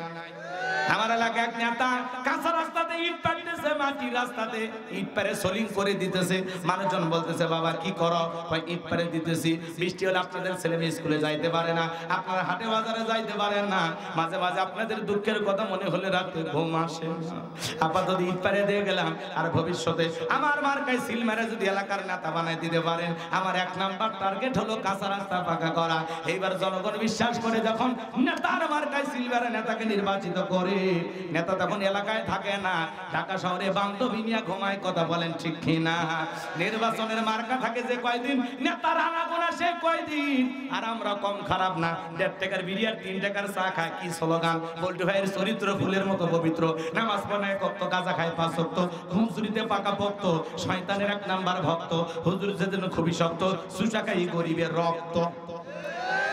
পোস্টার লেখা আছে, গরিবের বন্ধু ঘুরতে দেখেন, গরিবের কয় নাম্বার শত্রু। একটা বয়স্ক ভাতার কাঠ নিবের গেলে 2-1 হাজার খায়। এরকম নেতা আছে না নাই? রাস্তার বরাদ্দ হয় 5 কোটি, ওপর থেকে নিচ পর্যন্ত 4 কোটি ভাগাভাগি। কোনো মতে 1 কোটি টাকা দিয়া ওই রাস্তার পাথরগুলা আলকাতরা দিয়ে কালো করে ধুয়া যায়, ছাগল পেশাব করলেও ভাইসিয়া যায়। আছে না নাই? এ বাজান, এই সমাজে চুরি দুর্নীতি বন্ধ হবে সেই দিন, এই সমাজের মানুষগুলো ভালো হবে সেই দিন। কথা কর না কেন? আপনি নির্বাচনের আগে 500 টাকা 1000 টাকার বিনিময়ে আপনার ভোটটা আপনি বিক্রি করেন। এরকম মুসলমান আছে না নাই? তবে ঝিনাইদহের মানুষ অবশ্য ভালো, হাফ কেজি জিলাপির কাছেও বিক্রি হয়, এমন মানুষ আছে না নাই? নির্বাচনের আগে টাকা খাইয়া মুসারু গাজারু মাদারু দুর্নীতিবাজ লুচ্চাবাজ মানে সমাজের সন্ত্রাসী, তাদেরকে ক্ষমতার চেয়ারে বসাবেন আর বলবেন, আল্লাহ এদেশে ইসলাম কায়েম করে দাও। আল্লাহর সাথে তামাশা করেন না? এক পাগল তেঁতুল গাছের নিচে হাত তুলছে, বলে, আল্লাহ এ তেঁতুল গাছের আশাইর ফৌজ দিয়াম দে, রংপুরের হাড়ি ভাঙ্গা দে, চাপাই নবাবগঞ্জের কাটিমন আম দে, নওগাঁ সাপাহারের আমরুপালি আম দে। আল্লাহ তখন বলে, পাগল চোখটা খুলে দেখ কোন গাছের নিচে দোয়া ধরেছিস। তেঁতুল গাছের নিচে দাঁড়াইয়া কিয়ামত পর্যন্ত আম চাইলে যেমন পাওয়া যাবে না, নির্বাচনের আগে 500 টাকা 1000 টাকার বিনিময়ে ভোটটা বিক্রি করে আপনি বলবেন, আল্লাহ এদেশের নেতাদেরকে উমরের মতো বানায়া দাও। হ্যাঁ, আপনি কি উমরের দেশে থাকার মতো জনগণ হতে পারছেন? আগে নিজে ভালো হন। আপনি 1 নাম্বার নেতা 1 নাম্বার, আপনি 2 নাম্বার নেতা 6 নাম্বার, আপনি সিটার, আপনার নেতা হবে আন্তর্জাতিক সিটার। গাছের গোড়া ঠিক মাথা ঠিক, এই সমাজকে পরিবর্তন করার জন্য আপনার অনেক বড় দায়িত্ব পালন করা লাগবে। কথা বলেন ঠিক কিনা? সৎযোগ্য নির্ভীক আল্লাহওয়ালাদেরকে সমাজের নেতা বানানো লাগবে, যাদের হাতে বাংলাদেশ নিরাপদ, যাদের হাতে আপনার এই কোটি কোটি টাকা আমানত থাকবে। কথা বলেন ঠিক কিনা? তালুকদার বংশের মতো যদি কলিজা বড় হয়, বাপের বেটা হয়ে থাকলে হাত তুলে ওয়াদা দিতে পারবেন যে হুজুর নির্বাচনকে কেন্দ্র করে কোনোদিন একটা চা বিরু খাবো না। আরে ভাই, নির্বাচনের যে চা পাতিলে রান্না করে, বৃষ্টি হওয়ার পরে খেরে পালার নিচ দিয়ে যে পানি যায়, ওইটা রং আর নির্বাচনের পাতিলের চায়ের রং সমান, আপনি বিক্রি হয়ে যায়। কি তালুকদার বংশের মতো কলিজা বড় হলে হাতটা তুলে বলেন হুজুর নির্বাচনকে কেন্দ্র করে জীবনে কোনোদিন একটা চা বিড়ি খাবো না, কোন নেতার কাছে আমার পবিত্র আমানত বিক্রি করব না, ইনশাআল্লাহ। আল্লাহ কবুল করেন, জোরে বলেন আমিন। আমার ভাইরা হাতটা নামান, চলুন না সামনের দিকে যাই। যে কথা বলতে চাচ্ছিলাম বাজান, এইবার মিশরের একজন মন্ত্রী মারা গেল, নির্বাচন শুরু হয়ে গেল। আগে তো জনগণের মান কাইরা নিয়েছে, সবাই বলে ভোট দিবা কোনখানে, ওই ফিরাউন যে মার্কাদার আছে যার মাঝখানে, এক চান্সে সবাই মিলে মিশরের মন্ত্রী বানায় দিল। আল্লাহ তাআলার খেলা বোঝা বড় দায়। ওই দেশের যিনি বাদশা ছিল, বার্ধক্যজনিত কারণে বয়সের অনেক বয়স হয়ে যাওয়ার কারণে মিশরের বাদশাটা মারা গেল। বাদশা মারা যাওয়ার পরে ফিরআউন সমস্ত জনগণকে ডেকে বলে, শোনো, বাদশা মারা গেছে, বাদশাহীর সিংহাসনটা ফাঁকা, একটা বাদশা ছাড়া একটা দেশ চলতে পারে না, তোমরাই বলো মিশরের বাদশা হবে কে? সমস্ত জনগণ ডেকে বলে, আগে আপনার চরিত্র জানা হয়ে গেছে, মিশরে আপনার চাইতে ভালো মানুষ কেউ নাই, আপনি যদি আমাদের বাদশা হয়ে যান আমাদের সুখের আনন্দের অভাব হবে না। জনগণের সমর্থন পাইয়া, নেতাদের সমর্থন পাইয়া এক চান্সে মিশরের বাদশা হয়ে গেল। ক্ষমতার চেয়ারে বসার পরে হামানকে ডেকে বলে, টাকো হামান, এইদিকে আয়, আজ থেকে তুই হবি মন্ত্রী আর আমি হব মিশরের বাদশা। হামানের মাথায় কোনো চুল ছিল না, সাথে মান নাই বাম পাল্লট, পুরো মাথা ছিল ভারতের দমদম এয়ারপোর্ট। এ হামানার কারণ মিলে দুইজন মিলে দেশ চালাইতে লাগলো বাজান গো আমার। এইবার ফেরাউন রাতের বেলায় ঘুমাইতে যায়, চোখের মধ্যে ঘুম আসে না, আজে বাজে স্বপ্ন দেখে লাফায় লাফায় ওঠে। তার দরবারে জ্যোতিষী ছিল 400, এই 400 জ্যোতিষীর লিডার নাম হলো দবিরা, বয়স হলো 320 বছর। দেখে বলে, দবিরা রে, খেনজানি রাতের বেলায় ঘুমাইতে পারি না, আজে বাজে স্বপ্ন দেখি, কি ঘটনা হয়েছে আমি তো বুঝতে পারতেছি না, আমার একটু তাড়াতাড়ি করে টেনশন মুক্ত করার ব্যবস্থা করে দাও। এইবার দবিরা ডেকে বলে, নেতা টেনশন নেবেন, একটু অপেক্ষা করেন, আমি বিষয়টা ভেবে দেখতেছি। এইবার দবিরা ভাগ্য গবেষণা করে বলে, নেতা যদিও ছিলেন ভবঘুরে যুবক, তরমুজের ক্ষেতের লেবার গোরস্থানে দারোয়ান, এরপরে মিশরের মন্ত্রী বর্তমান রানিং বাদশা, আপনি আঙ্গুল ফুলে কলার গাছ, কিন্তু আপনার ভবিষ্যৎ জীবন বড় অন্ধকার। আগামী 3 মাসের মধ্যে বনি ইসরাইল সম্প্রদায়ের ভিতরে মুসা নামের একটা ছেলে জন্মগ্রহণ করবে, ওই মুসার কারণে রাজত্ব বাবার ক্ষমতা থাকবে না, এমন কি নেতা আপনার জীবন যাওয়ার সম্ভাবনাও দেখা যায়। এই কথা শোনার পরে ফিরাউনের মাথা ঠান্ডা না গরম? খালি গরম। মানে কাট করে ভরে আসছিলাম, কই আসলাম কই, না জানে ভবিষ্যতে আরো কত কিছু হয়। যদি বলতো মুসা আসবে, খানকা বানাবে, বসে বসে জিকির করবে, তাহলে মাথা গরম করতো না। আজ পৃথিবীর জমিনে তাকায় দেখবেন, যারা খানকায় বসে হু হু করে, লাভালাভি করে, জিকিরের নামে কাপড় খোলাখুলি করে, রং তামাশা করে, জিকিরের নামে শিকল বেঁধে ঘোরাফেরা করে, আছে না? তালা বাবা, সাদা বাবা, লাউ বাবা, কাদু বাবা, বাউল বাবা, কত উল্টা পাল্টা বাবা বের হয়েছে, আছে না? নাই ভণ্ড। আবুল সরকার আর জিব্বা কাটা দরকার, আল্লাহকে কটাক্ষ করে আজে বাজে কথাই বলে, আল্লাহর কথার আগা নাই মাথা নেই, নাউজুবিল্লাহ কোন। আল্লাহর কথা বোঝার মতো তোর মাথা কেমনে থাকবে? সারাদিন গাঁজা হয়ে যাস তোরা, এ দেশের রাজা, কথা কন, গাঁজা খায়া নেশার ঘরে বিভোর থাকে, এরা কি আল্লাহর কথা বোঝার ক্ষমতা রাখে?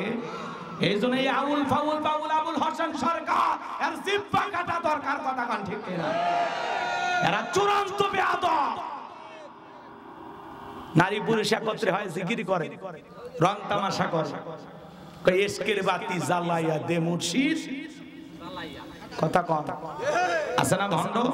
নারী পুরুষ একত্রে হয় আবাদে মেলামেশা করে, মহিলা মুরিদ দেখলে কয় মাই বুকের ভিতরে, কথা কন।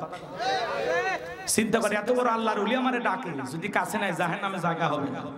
মহিলা দৌড়ে পীর সাহেব ধরছে, পীর সাহেবের বুকের ভিতরে যে এত শান্তি পাইছে, আনন্দের ঠেলায় গান গায়, বাবা আমি তোমায় ভালোবাসি, তোমার চরণ সুমিতে বাবা তোমার কাছে আসি গো বাবা, আমি তোমায় ভালোবাসি। যে নারী স্বামীকে বাদ দিয়া পীরের ফাঁকা পায়ে চুমা খায়, ওই নারীর চরিত্র ঠিক নাই, কথা বলে ঠিক কিনা?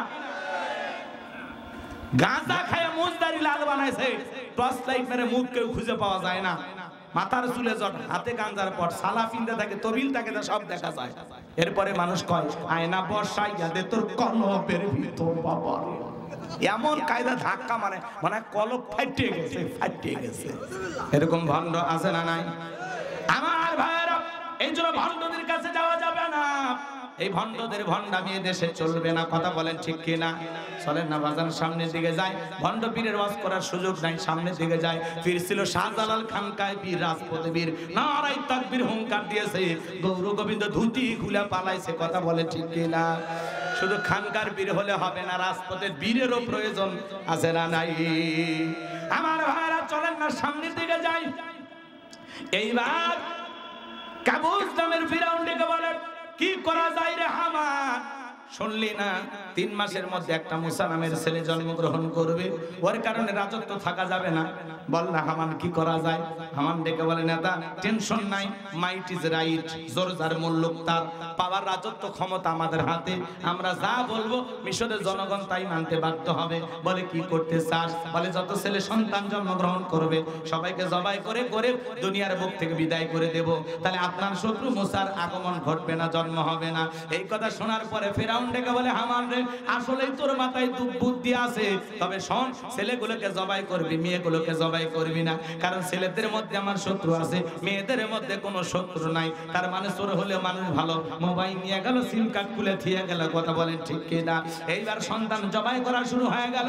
3টা মাস অতিবাহিত হওয়ার পরে এইবার ফিরাউন ডেকে বলে, কবিরা এইবার গবেষণা করে দেখ আমার পথের কাটা মুসা মরলো না বাঁচলো। এইবার কবিরা গবেষণা করে বলে, না তা 3টা বর্ণনা পাওয়া যায়। 1 নাম্বার বর্ণনায় বলা হয়েছে 20,000, আর একটি বর্ণনায় পাওয়া যায় 24,000, আর একটি বর্ণনায় বলা হয়েছে 80,000। এইবার কবিরা বলে, না তা যদিও হাজার হাজার বনি ইসরাইল মায়ের বুক খালি কইরা সন্তানগুলোকে জবাই করে দুনিয়ার বুক থেকে বিদায় করে দিয়েছেন, কিন্তু আপনার পথের কাটা মুসা এখনো মরে নাই, মায়ের কোলে জীবিত আছে, সুস্থ আছে, কিন্তু কোথায় আছে, কোন বাড়িতে আছে, সেইটা বলার ক্ষমতা আমার নাই। বলেন আল্লাহু আকবার। ওয়া মাকারু ওয়া মাকারাল্লাহ ওয়াল্লাহু খায়রুল মাকিরিন। খেলা আল্লাহ চাই মুসারে বাঁচাইতে, আর ফিরাউন চাই মারতে, আর 14 গোষ্ঠী এক জায়গায় হয় কিছু করতে পারবে? পারবে না। আমার ভাইরা লম্বা আমি করব না, সংক্ষিপ্ত কথা শুধু আপনাদের উদ্দেশ্যে বলে যাই। এইবার ফিরাউন ডেকে বলে, এ সেনাবাহিনী দল, পুরো এলাকায় তল্লাশি চালাও, ঘরে ঘরে অভিযান চালাও, যে জায়গায় মুসারে পাইবা ধরবার জবাই করবা, যাও আমার পথের শত্রুটা দূর করো। একদল সেনাবাহিনী মুসা নবীর বাড়ি থেকে রওনা করেছে। মুসা নবীর বড় বোন নাম তার মারিয়ম ডেকে বলে, মা ওই যে ফিরাউনের সেনাবাহিনী দেখা যায় মা, আর বুঝি ভাইকে বাঁচানো গেল না, ভাইকে কই লুকিয়ে রাখবা? মুসা নবীর মা সন্তানকে কোলের মধ্যে নিয়ে এদিক সেদিক দৌড়ায়, কে যেন ইলহামের মাধ্যমে গায়েবী আওয়াজ দিয়ে বলে, ও মুসার মা, তোমার চুলার ভিতরে তোমার ছেলেটাকে ফেলায় দাও, কথা দিলাম গো তোমার ছেলেকে আবার তোমার কোলে ফেরায় দিব। কোন সুবহানাল্লাহ। আর দেরি করলেন না, মুসা নবীকে মুহূর্তের মধ্যে চুলার মধ্যে ফেলে দিলেন। ফিরাউনের সেনাবাহিনী পুরো বাড়ি তল্লাশি চালায়, তন্ন তন্ন করে খুঁজে, ওরা যখন ব্যর্থ হয়ে চলে গেল, মুসা নবীর মা চোখের কোণার মধ্যে পানি নিয়ে সামনের দিকে আগাইতে লাগলেন। মায়ের অন্তরে সন্তানের জন্য মায়া দয়া আছে না?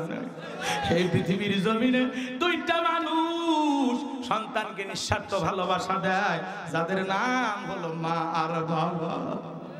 এই 2টা মানুষের মধ্যে কোনো স্বার্থ থাকে না। সন্তানের জন্য এই পৃথিবীর জমিনে যত বড় পীর, যত বড় হুজুর দোয়া করুক রে যুবক, মনে রাখবা এই পৃথিবীর জমিনে সন্তানের সবচাইতে বড় পীর হলো তার মা বাবা। পীরের দরবারে গরু ছাগল নিয়ে দৌড়ায়, নিজের মা বাবার খবর রাখে না। এরকম ভণ্ড আছে না নাই? হে তরুণ যুবকেরা, পায়ে হাত দিয়ে অনুরোধ করে বলে যায়, মা বাবার মনে কখনো কষ্ট দিবা না। আল্লাহ বলেন, ক্বাদা রাব্বুকা আল্লা তা'বুদু ইল্লা ইয়্যাহু ওয়া বিল ওয়ালিদাইনি ইহসানা। আল্লাহ বলে, আমার ইবাদত করো, আমার গোলামি করো, আমার ইবাদতের সাথে কাউকে শরীক করো না। আমার ইবাদতের পর তোমাদের দায়িত্ব হলো মাতা পিতার খেদমত করা, তাদের সাথে উত্তম আচরণ করা। হে তরুণ যুবকেরা, আমি হুজুর দোয়া করলে কবুল হইতেও পারে, না হইতে পারে, কিন্তু কোন সন্তানের জন্য যদি তার মা বাবা দোয়া করে, হে যুবক, কোন মা যদি তার সন্তানের জন্য দোয়া করে, কোন বাবা যদি তার সন্তানের জন্য দোয়া করে, বন্দুকের গুলি মিস হতে পারে, মা বাবার দোয়া কখনো মিস হবে না। মা বাবা দোয়া করতে দেরি, ওই দোয়া আল্লাহর আরশে পৌঁছাইতে দেরি হবে না। আল্লাহু আকবার। এই জন্য নবীজি বলেছেন হুমা জান্নাতুকা ওয়া নারুকা, তোমার পিতামাতাই তোমার বেহেশত, তোমার পিতামাতাই তোমার দোজখ। পিতামাতা খুশি, আরশের মালিক আল্লাহ খুশি। পিতামাতা বেজার, আরশের মালিক আল্লাহ বেজার। কোন সন্তান মা বাবাকে কষ্ট দিয়া পৃথিবীর জমিনে ভালো থাকতে পারে না। আপনি আপনার মা বাবাকে কষ্ট দিবেন, রেডি থাকেন, ডায়েরিতে গোলাম রব্বানির কথা আজকে লিখে রাখেন। আপনার সন্তানের দ্বারা ঠিক আপনার মা বাবাকে যতটুকু কষ্ট দিয়েছেন, আপনার সন্তানও আপনাকে ততটুকুই কষ্ট দেবে। রেডি থাকেন, রেডি থাকেন, লিখে রাখেন। এই জন্য মা বাবার সাথে কখনো খারাপ ব্যবহার করা যাবে না। এক মুরব্বী অনুরোধ করেছেন যে হুজুর একটু মায়ের ওয়াজ করবেন, কিন্তু সময় তো নাই। কষ্ট হচ্ছে আপনাদের। অকুল্লাহুমা কওলান কারীমা, সম্মান সূচক আচরণ করো, নম্র ভদ্র বিনয় হয়ে কথা বলো। হে যুবক, পিতামাতার দিকে চোখ রাঙানো যাবে না, তুচ্ছ তাচ্ছিল্য করা যাবে না, গালিগালাজ করা যাবে না। কারে গালি দাও? এটাই তো তোমার মক্কা মদিনা। এই মা যার পায়ের নিচে তোর জান্নাত, বেয়াদবি করার কোনো সুযোগ নাই। কথা বলে, কোনো সুযোগ নাই, কোনো সুযোগ নাই। মা বাবার সাথে বেয়াদবি করার কোনো সুযোগ নাই। আল্লাহ যেন যুবকদের হেদায়েত দান করেন। আর আস্তে কোনা নেই, কষ্ট পাইতেছেন। মুসা নবীর মা চোখের কোনায় পানি নিয়ে মনে মনে ভাবতেছেন, আল্লাহ ছেলেটারে চুলার ভিতরে ফেলে দিলাম, মনে হয় আগুনে পুড়ে কয়লা হয়ে গেছে। এইবার মুসা নবীর মা চুলার ভিতরে তাকায় দেখে মুসা নবী চুলার ভিতরে পড়ে মুস্কি মুস্কি হাসে, বলেন সুবহানাল্লাহ। সন্তানটাকে কোলের মধ্যে নিলেন, আবারও কে জানো গাইবি আওয়াজটা বলে, মুসার মা কতদিন জালেমদের ভয় লুকিয়ে রাখবা, সিন্ধুক একটা বানায় দরিয়ার বুকে ভাসায় দাও, কথা দিলাম গো তোমার ছেলেকে আবার তোমার কোলে ফেরায় দিব। মুসা নবীর মা টেনশনে পড়ে গেলেন, সিন্ধুক পাবেন কোথায়। পরের দিন সকালবেলা কে জানো ডেকে বলে, মিস্ত্রি লাগবে আমার, আমি একজন মিস্ত্রি। মুসা নবীর মা ডেকে বলে, মিস্ত্রি দিকে আসো। এমন করে কোনোদিন তো কেউ ডাকলো না, তুমি কিসের মিস্ত্রি, কি বানাইতে পারো? মিস্ত্রি ডেকে বলে, মা আপনি যদি মনে করেন এমন একটা সিন্ধুক আপনার দরকার, সেই সিন্ধুকের ভিতরে আপনার সন্তানকে তুলে দরিয়ার বুকে ভাসায় দিবেন, আপনি চাইলে এরকম সিন্ধুক আমি বানায় দিতে পারি। মুসা নবীর মা ডেকে বলে, মিস্ত্রি তুমি তো আমার মনের কথা বলেছো, এরকম একটা সিন্ধুকে তো আমার দরকার। মিস্ত্রি বলে, মা ভিতরে একটু পানি নিয়ে আসেন, যন্ত্রপাতি আছে, ধার দেওয়ার জন্য পানির প্রয়োজন হতে পারে। মুসা নবীর মা ভিতর থেকে পানি নিয়ে এসে দেখে মিস্ত্রি সুন্দর একটা সিন্ধুক বানায়া দাঁড়িয়ে আছে।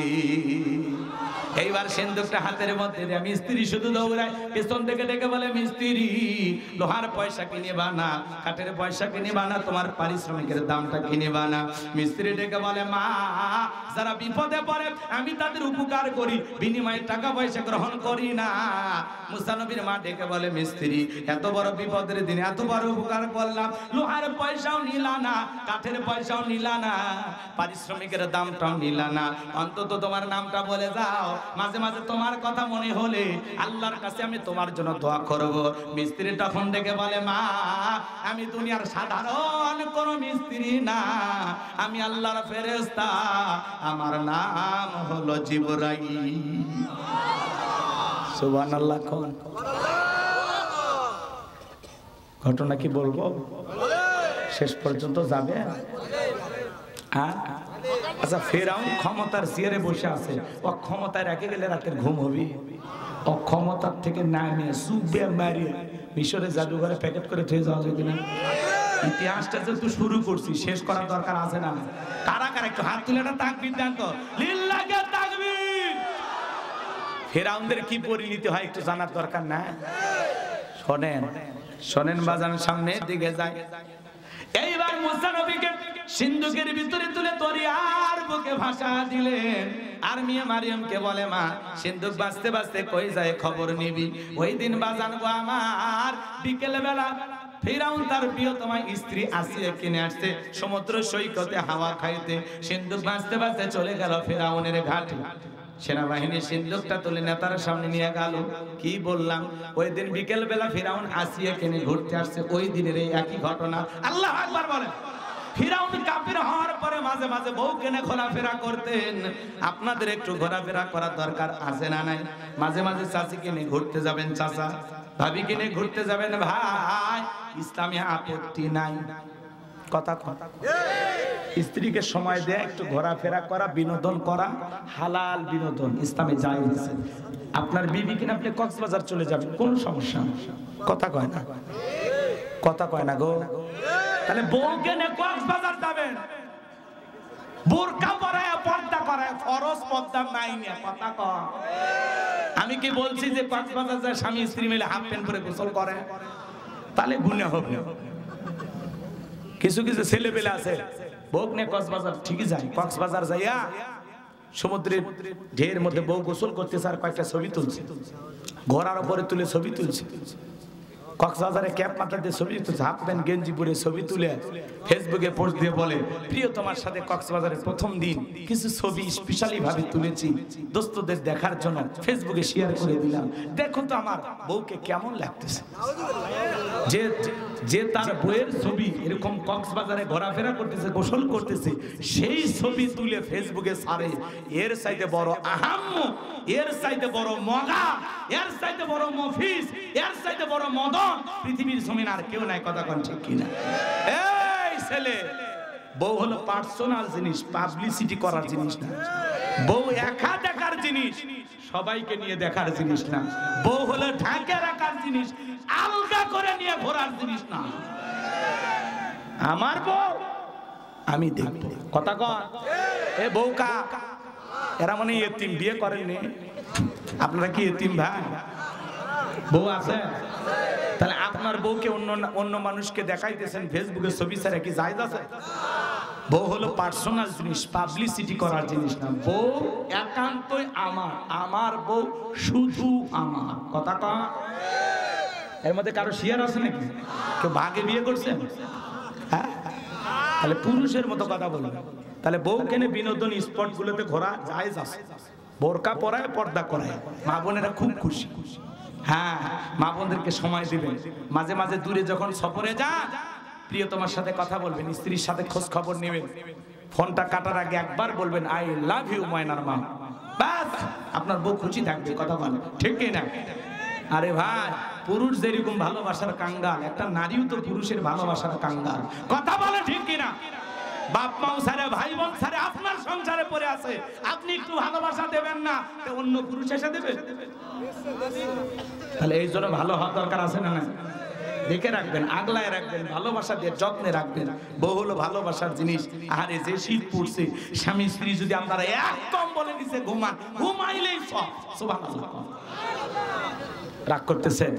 কোন স্বামী যদি স্ত্রীর মুখে এক লোকমা খাবার তুলে খাওয়ায়, আল্লাহ রাস্তায় সদকা করলে সব, যে সব স্বামীর আমল নামে আল্লাহ সেই সব লিখে দেয়। বিবির মুখে খাওয়ায় তুলে খাওয়াইলে সব। চাচা কি খালি ওয়াজ শুনলে হবে না, আমল করা লাগবে। কথা কন। রাগ করতেছেন? জীবনে কোনোদিন চাচিরে তুলে খাওয়াইছিলেন কি? গেছে এরকম দিন? আলহামদুলিল্লাহ। তার মানে চাচা রোমান্টিক চাচা। কি খা? আলহামদুলিল্লাহ। নিজের বউরে তুলে খাওয়াবেন, পাশের বাড়ি ভাবিরে না। মানুষ দেখলে পিটান শুরু করবে। কথা কোন ঠিক কিনা? আল্লাহ আমাদের হেদায়েত দান করেন, জোরে বলেন আমিন। মা বোনদের জন্য কিছু কথা বলা দরকার আছে বাজার, একটু অপেক্ষা করেন, সামনের দিকে যায়। এইবার যখন ফেরাউনের সামনে সিন্দুকটা নিয়ে যাওয়া হলো, ফেরাউন ডেকে বলে সিন্দুকটা খোলো তো দেখি। এইবার যখন সিন্দুকটা খোলা হলো, সবাই তাকায় দেখে মনে হয় সিন্দুকের ভিতরে পূর্ণিমার চাঁদ উদয় হয়েছে। কি সুন্দর মায়াবী চেহারা। আসিয়া দেখে চক্ষু শীতল হয়ে গেছে। আর ফিরাউন ডেকে বলে তরবারি আন, জবাই কর, এইটাই মুসা। আসিয়া বলে থামো, খালি মারা শিখছো, এতগুলো মারলা তাও কি শান্তি পাইলা না? স্বামী গো, এই ছেলেটাকে মারার আগে আমি তোমাকে একটা প্রশ্ন করতে চাই। এই যে সিন্দুক দেখা যায়, এমন কাঠ কি তোমার দেশে পাওয়া যায়? এইবার ফিরাউন নাইরা সাইরা দেখে না, এমন কাঠ আমি কেন আমার বাপ দাদা 14 পুরুষও দেখে নাই। এইবার ডেকে বলে বিবি রে, এই কাঠ তো আমার দেশের কাঠ না। এইবার আসিয়া ডেকে বলে স্বামী, এটা ভিন দেশে কারো সন্তান, বাঁচতে বাঁচতে আমাদের দেশে এসেছে। এই ছেলেটাকে আমি মারতে দেব না, এই ছেলেটাকে আমাদের পালক পুত্র হিসাবে লালন পালন করতে চাই। অনেক কঠিন স্বামী মাঝে মাঝে বইয়ের কাছে দুর্বল হয়ে যায়। কথা বলেন ঠিক কিনা? ফেরাউন তখন রাজি হয়ে গেল। কথা আছে বাজান, সেখানে বাঘের ভয়, সেখানে রাত হয়। যারে খুঁজতেছো মারার জন্য, আল্লাহ তোমার এই দায়িত্ব দিল, তারে লালন পালন করার জন্য। সরে কোন মারহাবা। এইবার আসিয়া বলে স্বামী শুধু ছেলেটা দিলে হবে না, রাজ্যের ভিতরে ঢোল পিটায় খবর দাও ফিরআউনের ছেলে সন্তান যে দুধ পান করাবে মাসে মাসে বেতন দেওয়া লাগবে। বলে ঠিক আছে তাই করা হবে। এইবার ঢোল পিটানো হলো, হাজার হাজার মহিলারা লাইন দিয়েছে, মুসা নবীকে কোলে নেয়, স্তন খুলে মুখ লাগায়া দেয়। আল্লাহ নবী মুসা আলাইহিস সালাম কোন মহিলার স্তনে দুধ পান করে না, জোরে কোন মারহাবা। সমস্ত নারীরা ব্যর্থ হয়ে চলে গেল। ওই যে মুসা নবীর বড় বোন নাম তার মারিয়াম, একে বলে ও রানী আসিয়া, এমন একটা ধাত্রীর খবর আমার কাছে আছে, এই সন্তানটা দুধ পান করতে পারে তাই নাকি? বলে হ্যাঁ। কই সেই মহিলা? আমার ভাইয়েরা, এইবার মুসা নবীর মাকে ফিরআউনের দরবারে নিয়ে আসা হলো। মুসা নবীর মা যখন সন্তানকে কোলের মধ্যে নিয়ে স্তন খুলে মুখ লাগায়া দিয়েছে, আল্লাহর পয়গাম্বর মুসা আলাইহিস সালাম মায়ের স্তনে দুধ খাওয়া শুরু করেছে। বলুন সুবহানাল্লাহ। নবীদেরকে শিশুকাল থেকে জ্ঞানী বানিয়েছেন তিনি কে? কোনটা মায়ের স্তন, কোনটা অন্য মহিলার স্তন? সুবহানাল্লাহ, কি জ্ঞান আল্লাহ নবীদেরকে দিয়েছে। এই পৃথিবীর প্রথম মা মুসা নবীর মা, যে মাতার আপন সন্তানকে দুধ পান করার বিনিময়ে মাসে মাসে বেতন পেয়েছিল। রানী আসিয়া বলে আপনার বেতন ডাবল থাক আর কোয়ার্টার ফ্রি। মুসা নবীর মা ডেকে বলে রানী আসিয়া, সন্তানকে যদি দুধ পান করাইতে চান আপনার বাড়িতে নয়, সন্তান থাকবে আমার বাড়িতে, বলে তাতেও আমার আপত্তি নাই, কিন্তু ছেলেটারে না দেখলে ভালো লাগে না, মাঝে মাঝে আমার একটু দেখায় নিয়ে যাইবেন। কথায় আছে মায়ের সাথে মাসির দরদ বেশি। আসিয়া তো জানে না সন্তান আছে পৃথিবীর শ্রেষ্ঠ মানুষের কাছে। এই কথা কর, লম্বা হবে, লম্বা করার সুযোগ নাই। মুসা নবী চলাফেরার বয়স উপনীত হয়ে গেল। আসিয়া একদিন মুসা নবীকে কোলের মধ্যে নিয়ে ফিরআউনের কোলে দিয়া বলে সন্তানটাকে একটু ধরো, কোলে নাও, মানুষ দেখলে মনে করবে ছেলে তোমার না, ধরো একটু কোলে নাও। মাঝে মাঝে মা বোনেরা বিরক্ত হয়ে গেলে করে না এরকম, রাগ করে স্বামীর কোলে সন্তান ধরো তো সামলা, এর পেপো ভ্যাবো ভাল লাগছে না, এর কান্দন দেখে কিন্তু আমি মরবার মন চাচ্ছে, অকট গলা টিপে মারবো আমিও মরব। এরকম মহিলা আছে না? নাই? সন্তান কান্নাকাটি করলে রাগ কইরা স্বামীর কোলে দিয়ে বলে সামলা, বাপ হারামি, আমার বেতন থেকে হচ্ছে ডবল হারামি। সন্তান খারাপ হলে বাপের 14 গোষ্ঠী উদ্ধার করে গালি দেয়, কয় আর বংশই খারাপ। আর ভালো হলে কয় মা আছে ভালো, যাক আরে ভালো থাক, সান্ত্বনা নিয়ে থাক, খারাপ আমরাই হলাম নাকি? কয় এই পুরুষ সারাটা জীবন নারীর জন্য পরিশ্রম করে গেল, বিনিময়ে বদনাম পাইল। কথা কম, রাগ করে গেলেন মনে হয়। আমার ভাইরা মন খারাপ করবেন না, কষ্ট মনের মধ্যে নেবেন না বাজার। এইবার মুসা নবীকে কোলের মধ্যে নিয়ে ফিরআউন, কি সুন্দর চেহারা মুসা নবী, সুমা খাওয়ার নিয়তে যখন ঠোঁটটা বাড়াইছে, কচি হাত দিয়া এমন একটা থাপ্পড় গালের মধ্যে বসা দিয়েছে, বাজার চিৎকারে মারা উঠছে। আশেপাশে লোকজন দৌড়ে এসে বলে নেতা এত জোরে চিৎকার মারলেন, ব্যাপারটা কি? ছেলে যে থাপ্পড় মারছে কথা বল, জনগণকে বললে কি ইজ্জত থাকে? বলে আমার বাড়ি আমি চিল্লাইছি, আমি তোদেরকে ডাকছি, যা বের হয়ে যা। ওদেরকে তাড়িয়ে দেওয়ার পরে বাজান আমার চিৎকার মেরে এইবার ডেকে বলে আসিয়া আয়, তাড়াতাড়ি করে আয়। আসিয়া বলে কি হয়েছে? সাড়ে মতো চিল্লাও কে? কয় চিল্লাবো না, এর চোখে মুখে যা আগুন দেখছি রে আসিয়া, এ মুসা সারা কেউ না, তরে বাড়ি আন, পথের শত্রুটা দূর করি, মুসারে আমি জবাই করি। আসিয়া ডেকে বলে এই সন্তান তোমারে কি করছে? বলে এই ছেলে আমার গালে থাপ্পড় মারছে। আসিয়া বলে ঢং করা জায়গা পাও না, এই ছোট মানুষ কোনোদিন গালে থাপ্পড় মারতে পারে? ফিরআউন ডেকে বলে বিবি রে তোরে কেমনে বুঝাবো, গাল তো তোর ছিল না, গাল ছিল আমার, মজা কি আমি টের পাইছি, এর থাপ্পড় ওজন বুঝা দেয়, এই ছেলেটাই ভবিষ্যতে মুসা হবে। আল্লাহু আকবার। এখানে আরো কিছু ঘটনা আছে, বলার সুযোগ নাই। মুসা নবীর বয়স হয়ে গেছে এবার 25 বছর। কয় বছর? 25 বছর। তাকায় দেখেন কিপ্তের বনি ইসরাইলের মধ্যে লাগছে ঝগড়া। মুসা আলাইহিস সালাম নিজ সম্প্রদায়ের লোকের পক্ষ নিয়ে বলতেছে এই কিপ্তি, সব জায়গায় ফিরআউনের গরম দেখা। এই কথা বলে মুসা নবী মারছে এক ঘুষি, এক ঘুষিতে কিপ্তি দুনিয়া থেকে ডিলিট। ইন্না লিল্লাহি ওয়া ইন্না ইলাইহি রাজিউন। কিপ্তি মারা গেছে, ফিরআউনের দরবারে মার্ডারের মামলা হয়ে গেছে।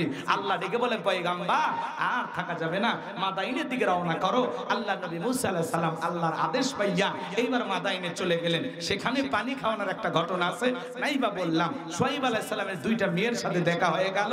তাদের সঙ্গেই আল্লাহর পয়গাম্বার আরেকজন পয়গাম্বারের বাড়িতে গেলেন। সেই পয়গাম্বারের নাম শুআয়ব আলাইহিস সালাম। সুবহানাল্লাহ। তেনার অনেক বয়স হয়ে গেছে, চলতে ফিরতে কষ্ট হয়। এইবার মেয়ে দুটো যায় বলে, আব্বা আমাদের বাড়িতে একটা পুরুষ মানুষ দরকার, কাজের লোক দরকার।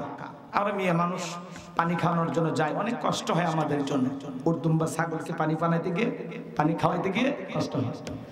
এই ছেলেটা এত ভদ্র, আমরা দুইটা বোন কয়েকটা ঘন্টা কাটাইলাম, একবারের জন্য আমাদের চেহারার দিকে চোখ তুলে তাকায়নি। আল্লাহু আকবার বলেন। আব্বা এই ছেলেটাকে আপনি আমাদের বাড়িতে রাখতে পারেন। এইবার শুআয়ব আলাইহিস সালাম মুসা আলাইহিস সালামকে রাখাল হিসেবে তার বাড়িতে রাখলেন। নবী হয়ে কি রাখাল? একটা রাখাল ছাগল চরানোর কাজ দায়িত্ব দিলে, উদ্দুম্বা ছাগল এগুলো চড়াবে, রাখাল হিসেবে বাড়িতে রাখলেন। শুআয়ব আলাইহিস সালাম তার বড় মেয়ে সফুরার সাথে মুসা আলাইহিস সালামের বিবাহের ব্যবস্থা করলেন। সুবহানাল্লাহ বলবেন না?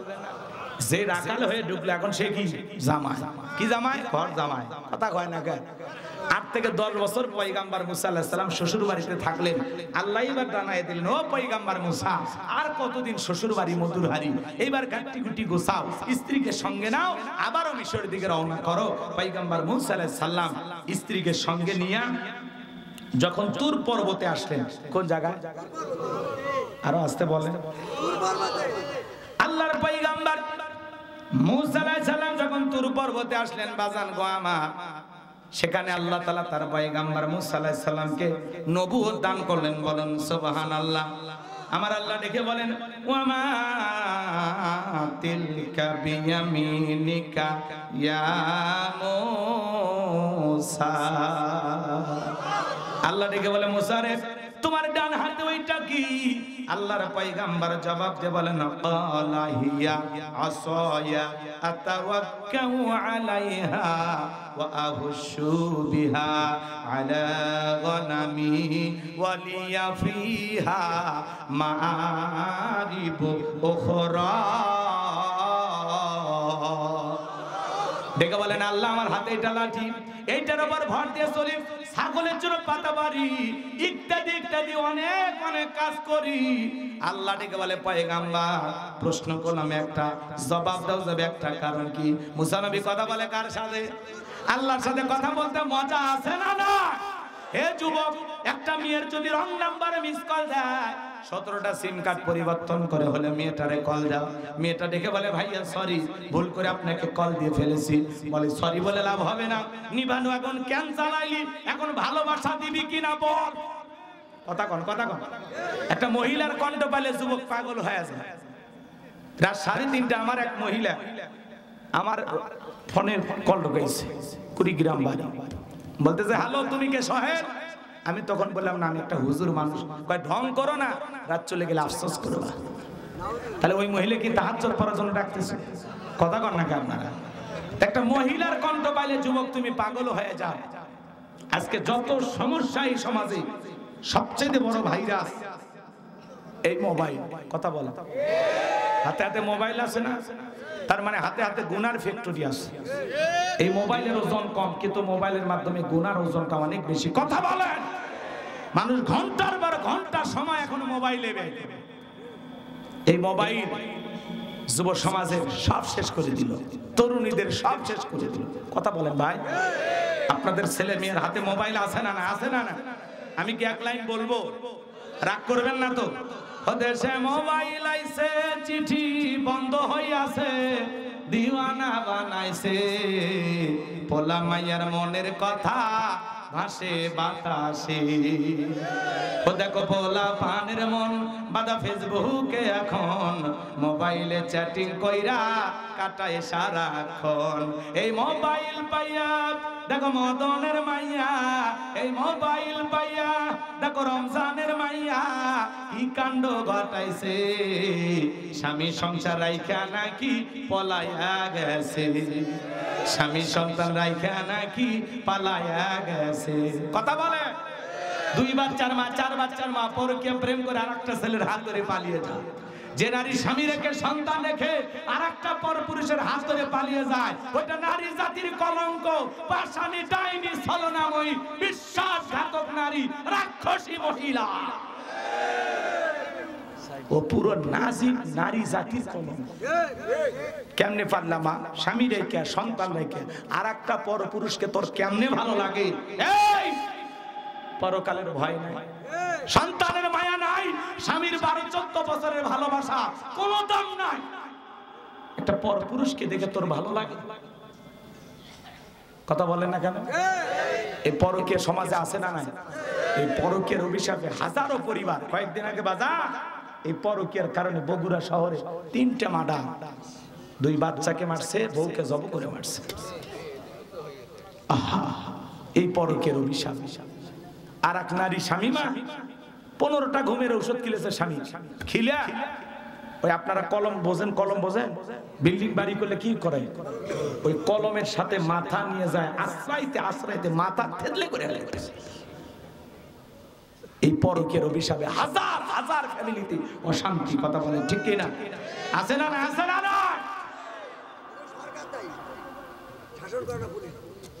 পুলিশদের শাসন করে বন্ধ হবে? এদেশে এই জিনা ব্যভিচার বন্ধ করতে হলে লাগবে আল্লাহর আইন। কথা বলেন ঠিক কি না?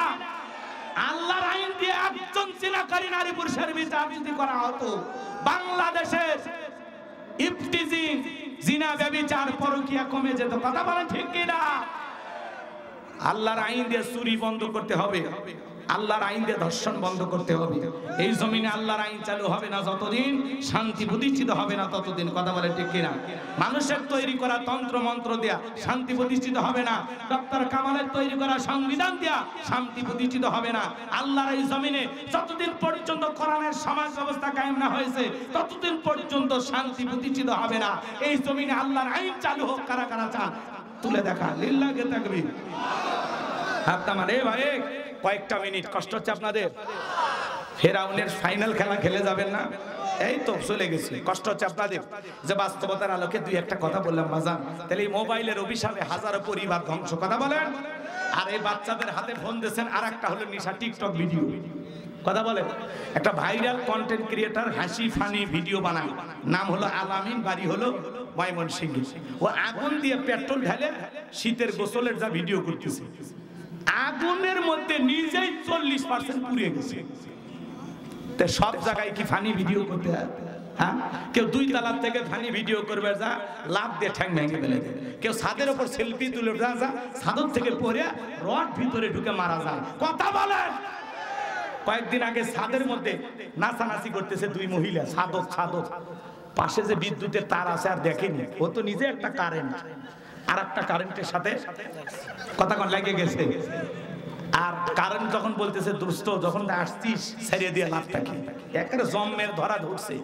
ওই তরুণী যে কিছুক্ষণ আগে নাচলো, লাফালাফি করলো, সেই নারী বিদ্যুতের পৃষ্ঠ হইয়া, বিদ্যুৎ পৃষ্ঠ হইয়া ওই জায়গায় পুরে পুরে তার হাত পা গুলো খন্ড খন্ড হয়ে পড়ে গেল। নাউজুবিল্লাহ বলে।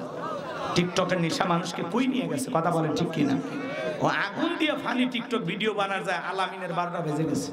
কথা কন ওদেশে টিকটক আসিয়া সব গেল ভাসিয়া, সিদ্দিক সোরা নায়ক হইছে আইডি খুলিয়া, হিরো আলম নায়ক হইছে আইডি খুলিয়া। এই মোবাইলে হাই কি জাদু আছে ভাই, পোলাপান বুঝাছে, পড়ালেখা তুইলা রাখছে সপ্তম আকাশে। এখন আর পড়াশোনা ভালো লাগে না, মন বসে না পড়ার টেবিলে, গান বাজনানের যুবকেরা ব্যস্ত। আল্লাহ যুবক যুবতীদের হেদায়েত দান করেন, জোরে বলেন আমিন। এই জন্য মা বাবা হিসেবে আপনাদের দায়িত্ব, ছেলে মেয়ের হাতে বিবাহের আগে কোন টাচ ফোন কিনে দেবেন।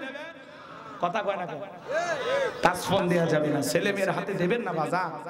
দিলেন মানে নিজের হাতে ছেলে মেয়েকে পাপ করা লাইসেন্স দিলেন। কথা কর, ওই একা একা কম্বলের ভিতরে ল্যাপের ভিতরে ঢুকে ঘরের দরজা জানালা লাগায় দেয়া সেই ভিডিও। কথা কন, আপনি যখন জানালা যাবেন ভিতরে কি হয় রে, তখন বলে বাংলাদেশের স্বাধীনতার যুদ্ধ হয়েছে 1971 সালে, পড়ার ভান করবে। আপনি চলে আসছেন আবার ভিডিও দেখুন। এই জন্য ছেলে মেয়ের হাতে টাচ মোবাইল দেওয়া যাবে না। আর যুবক, বিয়ের আগে কোনো ধরনের অবৈধ প্রেম ভালোবাসা করা যাবে না। তোমার যত ভালোবাসা সব তোমার হালাল স্ত্রীর জন্য। কথা বলেন, এক হাতে তালি বাজে না। পরকীয়ার জন্য নারী যেমন দায়ী, পুরুষও সমান দায়ী। আল্লাহ যুব সমাজকে হেদায়েত দান করেন। এটা জোরে কোন আমিন। আমার ভাইরা চলেন না সামনের দিকে যাই। এইবার মুসা নবীর কথা শোনার পরে আল্লাহ রাব্বুল আলামিন ডেকে বলেন, ক্বালা আলকিহা ইয়া মুসা। আল্লাহ ডেকে বলে, পয়গম্বর তোমার হাতের লাঠিটা এবার নিক্ষেপ করো। মুসা আলাইহিস সালামকে আল্লাহ তাআলা অর্ডার দিলেন। এরপরে আমার আল্লাহ বলেন, ফাআলকাহা ফাইযা হিয়া হাইয়াতুন তাসআ। হাতের লাঠিটা নিক্ষেপ করা মাত্রই হয়ে গেল বিশাল বড় একটা সাপ। মুসা নবী বলে, বাপ রে বাপ, এই যে সাপ আমার বংশ করে দিবে সাপ। এই কথা ভেবে মুসা আলাইহিস সালাম দৌড়াইতে লাগলেন। তখন আল্লাহ তাআলা ডেকে বলেন, ক্বালা খুযহা ওয়া লা তাখাফ সানুঈদুহা সিরাতাহাল উলা। আল্লাহু আকবার। ডেকে বলে, পয়গম্বর ভয় পেও না, আমি আল্লাহ লাঠিকে সাপ বানাইছি। আবার সাপের দিকে হাত বাড়াও, পূর্বের মতো লাঠি বানায় দিব। বলুন সুবহানাল্লাহ। এইবার যখন মুসা আলাইহিস সালাম ভয়ে ভয়ে ধরতে গেছে, আবারও সাপটাকে লাঠি বানাইলেন। তিনি কে? এর নাম হলো মুজিজা। এ চাচা, ও চাচা, এ যুবকে বসো না। 10-15 মিনিট সময় নাই, 15 মিনিটের মধ্যে আমরা শেষ করে দিচ্ছি। এদের কিছুক্ষণ পরে সেমিফাইনাল, এরপরে ফাইনাল। অস্থির হয় না বাজান, এত অস্থির হয় না। একটু তাকবীর দেন, লিল্লাহে তাকবীর। বসে একটু মোনাজাত দিতে দেবেন না? মুসাফির মানুষ এত দূর থেকে আসছে, একটু দোয়া করে যায় নাকি বলেন? গভীর মনোযোগ দিয়ে কথাগুলো শুনে যান বাজান। এইবার আল্লাহ রাব্বুল আলামিন পয়গম্বর মুসা আলাইহিস সালামকে ডেকে বলেন, ওয়াদহুম ইয়াদাকা ইলা জানাহিকা তাখরুজ বাইদা আমিন গায়রি সুইন আয়াতান উখরা লিনুরিয়াকা মিন আয়াতিনাল কুবরা। আল্লাহ ডেকে বলে, পয়গম্বর তোমার ডান হাতটা পকেটের নিচে ঢোকাও, ওখান থেকে বের করো। কোন দোষ ছাড়া আমি আল্লাহ ধবধবে উজ্জ্বল সাদা চমৎকার আলো প্রদর্শন করব। এই যে কুদরতের দুইটা মুজিজা দান করলাম, দুইটা নিদর্শন দান করলাম। এইবার তোমার দায়িত্ব হলো ইযহাব ইলা ফিরআউনা ইন্নাহু তাগা। ফিরআউনের নিকট চলে যাও। ফিরআউন সীমা লঙ্ঘন করেছে, ওর পাপের 16 কলা পূর্ণ হয়েছে। যা বলে, ফিরআউন রে, তোর বানানো আইন দিয়ে মিশর পরিচালনা হবে না, এখন থেকে মিশর পরিচালনা হবে আল্লাহর আইন দিয়া। পয়গম্বর মুসা নবী ডেকে বলে, আল্লাহ আপনি কি ভুলে গেছেন ফিরআউনের দরবারে আমি মার্ডার কেসের আসামি, গেলে তো ফাঁসি দিয়ে মারবে। আমার আল্লাহ ডেকে বলে, পয়গম্বর ভয় পাওয়ার কোনো কারণ নাই, আমি আল্লাহ যার সাথে আছি। কোন জালেম আগুনে পোড়ায় মারতে পারবে না, পানিতে ডুবায় মারতে পারবে না, হাজারো দিন রিমান্ডে নিয়াও মুমিনের মুখের হাসি ওরা কেড়ে নিতে পারবে না। আমি আল্লাহ যার সাথে আছি, পৃথিবীর সব শক্তি একত্রিত হয়ে ফাঁসি দিয়া মারতে পারবে না।